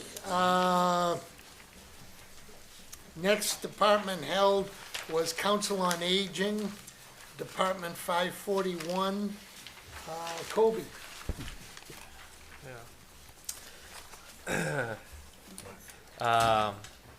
When you put all the holds, you forget how late into the night. I was sharper at 7, but I'll do it. Okay. 51% increase in expenses over the past 2 years. Partially made up, accounted for by addition of a van and van driver. It doesn't seem to be fully accounted for by those. Do you have any other explanation? Just personnel increases? It's personnel increases. A couple things I just mentioned is programs, the Common Grounds Cafe, the Sunshine Club. You know, for example, there's 2 employees at the Sunshine Club. Those fees cover, you know, the revenue comes in for a lot of this, the Common Grounds Cafe, all out of the program. So it's just kind of getting more, what we've tried to do at the senior center is get closer. We will never get there, but we want to get closer to the recreation budget, where we're trying to build over a series of years the revenues that are coming in to pay for the entire department. It'll never pay like Ryan's department for the entire thing, but the revenues at the senior center have certainly been in the positive that are paying for those programmatic elements. The other obviously increased, Councilor Frangillo, is in the GATRA line item. You know, I still look back at the Karen Alves years, and I just can't believe she ran that place on like $3,000 in expenses or $5,000 in expenses. But obviously in the expense line item, the largest increase there is the $25,000, which is a commitment, you know, that we obviously care about a lot. And, you know, we've added in, we didn't have to do an increase this year based on the data. Even adding in the food pantry and a couple of other stops, we didn't have to do an increase to that based on the numbers that we were seeing. Yeah, and I would just add to that, that the programs have almost doubled since COVID. So just a lot of the personnel goes along with that to support the different programs. Especially like the backup chefs, you know, we anticipate that the lead chef will go on maternity leave at some point. I don't think the seniors are gonna be less hungry. I'm serious, like, you know, we had a problem with this a long time ago where there was one chef and there was a couple volunteers and they were unreliable. You know, we've upped the expectation there for certainly in the Common Grounds Cafe. I didn't know who won the war yesterday between Teddy Gallagher's. It was the raillery. The raillery beat I can't believe the raillery beat the chef, but, so I think you're seeing a lot more programmatic elements and a lot more revenues coming in, and, you know, hopefully over time, you know, at some point we'll be able to pay off a pretty substantial portion of the budget. The van has been a missing, you know, has been an element here that was in this year's budget. We anticipate the van coming in August, excuse me, but it's a little bit kind of like everybody else has spoken about inflation and supply chain issues. You know, we're hopeful that the van arrives generally on time, but we're also anticipating that the van may not arrive on time, and we won't need the van driver until the van's here. So there's some coordination efforts, I think, on the staff, but we ultimately need a dedicated, really 2 staff members to coordinate the entire van. You need the van driver doing the van, and then you need the administrative staff to obviously schedule all of the different trips that are going on, particularly the medical appointments, and you know, and how the demand for the van already far exceeds the van that hasn't yet to arrive. I can tell you that for sure, and I'm sure you all hear that when you go there for office hours. The van will be a very competitive thing. For sure. Yeah, and I can say too, I think we're finally at the point where we could steady out and stay stable. Yeah. I think, you know, I can only speak to how long I've been there, but even prior to that, anecdotally, heard from a lot of seniors that there were a lot of things they were asking for that weren't quite there, and I think that's because it was run on such a tight budget at that time. And now we finally are providing the services that the community was looking for, and the staff that is needed to run that. And so moving forward, I could see us staying stable at this baseline for our budget. I couldn't agree with Sarah more. Although yesterday, when I went to the Council on Aging meeting, right out of the gate, I was being requested for a third floor on the senior center. So, Mr. Chairman, if you have it in you for the third floor, I'm not kidding you either. Like Parking garage too. a parking, pickleball courts. We purposely built that so it could only handle 2. I'm being funny because they were really fun about it, but they're in serious. seriousness, the rooms are full. And they're feeling it a little, hence the pickleball court requests and I mean, you stuff felt too. it in that meeting. We I couldn't felt fit it in the that meeting. room. I was We almost in didn't the have hall. another room to share, yeah. But I do agree with Sarah. I think the building is now pretty much filled out with day-to-day programming 5 days a week. And at some point too, we're gonna look, we're doing an analysis this year as well to try to see about whether the senior center can be more available at night as well. For rentals. Not a bad idea. Right, for rentals. Another ambulance receipts. Yes. Like Bob was doing, really, right? You bring in that revenue to try to help compensate for some of the expenses that you have. Revenue was my second piece. I just happened to be part of a class that rented out the Natick Senior Center, and I was like, that night, and we could be doing that, yeah. Well, we will, and we have. I just don't think we've promoted it as much because you need the custodial support, you need to coordinate with overtime, you need to cost things out, and so. We definitely get requests for it, but we're still trying to figure out what that process looks like for us. Who cleans up, just various logistics with that, and I think, with the staffing capacity we have, I think we will have the capacity in the next year or so to really develop a policy to try to rent that out more at night. And by the way, on Saturdays and on the weekends. Saturday's a huge opportunity. We had our first arts symposium down there, I think was in 2019, and the place was completely filled. It was packed, so that's another opportunity on Saturdays for sure. And the other one, something that's come up, and maybe it's a later conversation, but I think it's something like, I won't even put it some share, not super insignificant share of users come from out of town at no cost, is my understanding. And at what point do we start to? Yeah, sorry, I didn't mean to interrupt you. The last time I looked at the numbers, we were about 75% Franklin, 25% out of town. Yeah. But I wouldn't say it's to no cost to them, because for any services that we require payment, like all of our fitness classes, the supportive day program, our monthly parties, Eat Around the World, there's a lot of programs that do have a fee associated with them. The cafe, we try and keep them very low to help, the seniors with costs, but that is the same throughout. There's a couple things that we do only hold for Franklin residents, the two big things being our monthly party with the fire department and the police department, and we feel like that should be Franklin. We will open it up to the community. If it doesn't fill with Franklin residents, it always fills with Franklin residents. But besides that, we see our mission definitely within Franklin, but to just serve the needs of the community, which are growing and growing. The numbers of seniors, we're not prepared for them. We're not prepared for the number of dementia and Alzheimer seniors that we're having. So even in that department alone, we see so many people from surrounding communities because other supportive day programs have shut down. I don't even know a town nearby that has a 5-day program like we do anymore, unless it's a medical model. Yeah, and really quickly, it's a really good question. I will say when I lived down there for 4 or 5 months, I did my own notes when Alicia and I were down there, and one of the trends we have stopped and we've really curtailed was the revenues are one thing for now. We want to still continue to push that ratio so that Franklin residents are still paying for those services, or at least have those services first, even on a fee-based service. Yeah. But to me, the more critical one was really more Raylene's job, with social services. When I was down there, she was, the previous individual was supporting like 75% out of town, right? And I could kind of monitor on my own for a while, and when the new leadership really came in and took over, and the new staff, we really they've done a marvelous job trying to make that flip it the other way, obviously, and really making sure that, because there is no revenue source for the social service workers, right? That's basically just a taxpayer-funded service. You don't charge people to come in to get advice. We give out free income tax, we do all these other services, for homelessness services and triage services and mental health and helping fuel applications.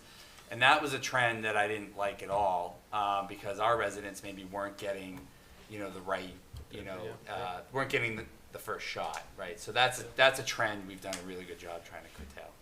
Yeah, and maybe it's less on residential. I don't know. We could talk about this. Yeah. But I would say too but that- there, at what point do we go to Bellingham and Medway and say, hey, we're getting a whole bunch of residents. Can you chip in, so that we can continue offering it to them for free. Into it. But I would say they do bring in some revenue too by coming to us. yeah, I think that's a good point. I've also talked to other senior center directors, and sometimes they have programs where like out-of-town residents pay different prices than in-town residents. Yeah. So that's an option in the future, but I've gotten mixed reviews on that because we would like things to be equitable and fair for everybody, and we will get a lot of pushback on that since we already do, even in the 2 events that we only allow Franklin residents at, but definitely open to ways that we Fair can. for who? Fair for the improve, friend of the taxpayer. Yeah. Might be a little different then. But, yeah. Okay, that was it for me. Thanks for your time. Thank you, Kobe. Any other counselors? Anyone in council chambers or out there in Zoom land? Sarah, thank you very much. We have 2 left. Brutus, come on back. The next one held was the sewer, 440, and Ted held that. Counselor Cormier Ledger. It's late, you can call me Ted, it's okay. It's okay. Guys, my question really was just that there was a pretty big dip, right? Going from your FY '24 final of a little over 6 million, and you're coming to us asking for 5.8 in an enterprise fund that we all know needs a ton of money. So it just was curious to me why there was a downward request there. Is that the assessment? Assessment, right? In the sewer budget? Yeah. Yeah, 440? Yeah, the biggest difference you're gonna see there is the, that last line item, wastewater plant fees and OPEB. So if you go back to the expense, that's, expense fee, you're seeing that we're having a lot of, debt, and interest dropped off of the principal and interest From previous work. from previous work. Is that right, Carrie? Carrie can speak more to that. Okay.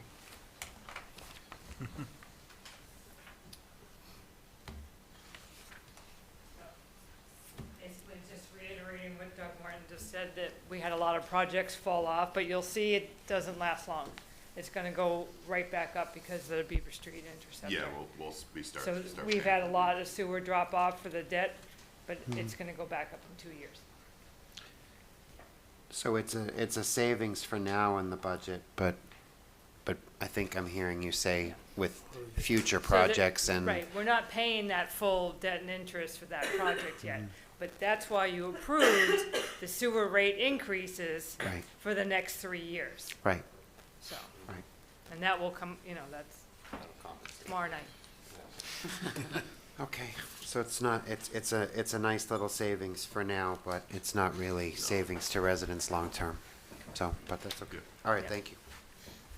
Thank you, Councilor Cormier Ledger. Any other questions from the council on sewer? Anyone in council chambers or out there in Zoom land? Okay. Next and final item held was stormwater. Department 460. I held it, and Councilor DeLarco, you want to go first? No, I just wrote down a few. Okay, all right. Personal services, just trying to understand what's in that line item.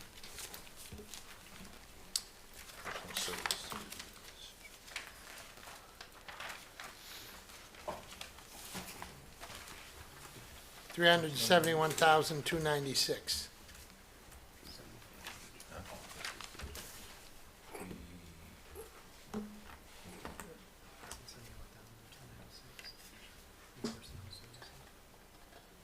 So all of them?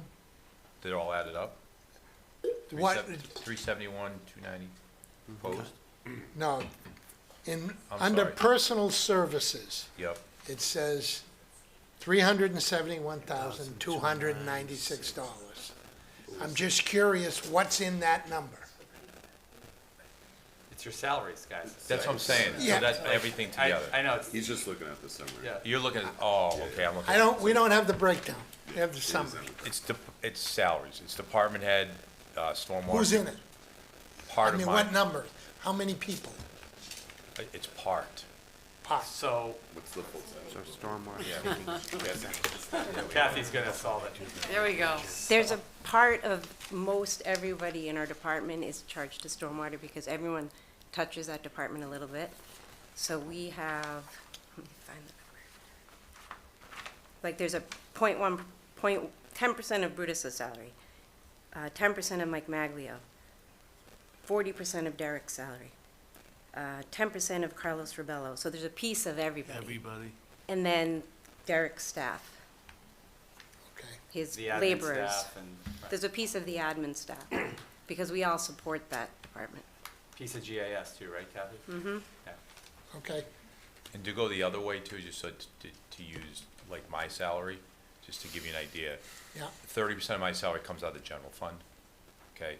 10% comes out of stormwater, 30% comes out of water, 20% comes out of sewer, and solid waste is 10%. so all the personal services pretty much throughout the DPW, all the different departments are all split pieces. Exactly. And we have to justify because of the utilities, how much time we actually spend in certain things. So like for Derek, 40% of his time, because he's a stormwater superintendent, but he's still getting some funding out of, what do you get? Solid waste is the other one that he does. You have 3 And then some laborers? general funds. You have 3 laborers in that department? Yes. 3. Yep. Okay, So 3 full-time staff in that department. okay. Counselor Jones, is that a half a hand? or- Yes, yeah. I was waiting to see it done. I'm tired, man, my hand can't. Questions? This falls under stormwater, and actually this question, I believe, goes to Jamie, because with the implementation of the stormwater fees, which are starting to actually affect our citizens at large, it's been mentioned several times, and I know the MS4 contract hits everything across the board, but Jamie, at one point it was mentioned that the town of Franklin is actually one of the largest property owners in the town, and that some of the most impervious surface that is in the town is the town-owned properties. What's the town's debt It's in Mike's Exposure. budget. It's or in my budget. exposure What's to our exposure? to the $56,000. say it again? $56,000. 56,000. And there's a breakdown in my budget there's a breakdown that was done by GIS that calculated the impervious surfaces of all our schools, our school roofs, all our town buildings, all our parking lots that are connected to buildings. That's reflected in your budget. Correct. Towards the That goes in stormwater this. expense. Yep. Okay. Mike pays the Okay. stormwater utility Who's to in Derek. stormwater utility? Just like they pay water. Oh, they I pay know. sewer, yeah, okay. I know. Just want to explain for folks at home. Okay, so you said 56,000? 56. That's townwide. Yep. Wow. Yeah, there's a big list of all our buildings and all our parking lots and stuff in there. Okay. Thanks, Mike. Also, Welcome. Yes, Counselor that's Jones? the number I was looking for. Okay. Any other questions? Yes, Counselor Pellegrini. Thank you, Mr. Chairman. Why can't all of the salaries in that be in one location? I mean, why do you have to take a percentage from here, a percentage from there? It makes it look like we're hiding No, something. no, no, No, wait a no, minute. no. Why Re- is there a relax. reason why Wait a we second. can't put it all Do in you one want to line item? Whatever. It's because it's equitable. It has to show because how we work is just like the utilities, just like a user pays for the utilities. So we have to show like how much time that we do, like, you know, per tasking what we do. So we've looked at it through different times that, you know, my tasking, I spend 30% of my time on general fund stuff. I spend 30% of my time on water, 20% on sewer, like doing with the interceptor. So that's where, that comes out of that utility. Because you wouldn't want, you could take all my salary out of the general fund, but that necessarily wouldn't be equitable, because I'm spending other time working for the utilities. And it couldn't be just like an addendum to show the percentages and then just have an amount for each position in the budget? Well, we have, Like we do. our Jamie- amounts are all- Jamie- Really quickly, Yeah, at the end of the day, the utility accounts have to justify the cost by law. This is not about equity, it's not about all that stuff, it's about the law. If sewer ratepayers are paying into something, 75% of the town's on public sewer. You cannot charge other expenses to that account, it has to justify that. And so this is just unfortunately the way it works, because the law is very stringent around the costs around enterprise funds. It's the easiest way and quickest way I can explain it. okay, Okay, that thank makes you. sense. You bet. You did better. Thanks, Bruce. Any other questions on stormwater from the council? Anyone, any questions on stormwater from council chambers or out there in Zoom land? Okay, we have finished Reading. going through. Tomorrow night, the budget, it will continue, and we will continue with, we're not gonna go through every single line item tomorrow night. I will ask if there are any questions prior to going to vote the legislation for action. So tomorrow night, if there's any questions that didn't get answered tonight that you'd like answered tomorrow night, bring those questions. We'll go right to those questions, and then we'll go for legislation for action. Could we let these people know if they have to We will come? do it. Yeah, if any of you have specific questions, just let me know, and I will make sure that department head is here. Otherwise, they won't have to come. Well, if I gotta come, let them come. They're getting paid, you're not. I think Ryan Jetty has to come. Okay, with that, Motion to adjourn. So, second, Wait. whatever. Non-debatable. I'll entertain a motion to adjourn. So moved. Second. Non-debatable. All those in favor signify by saying aye. Aye. Opposed? Thank you, everybody. We appreciate it. God. You know what it is?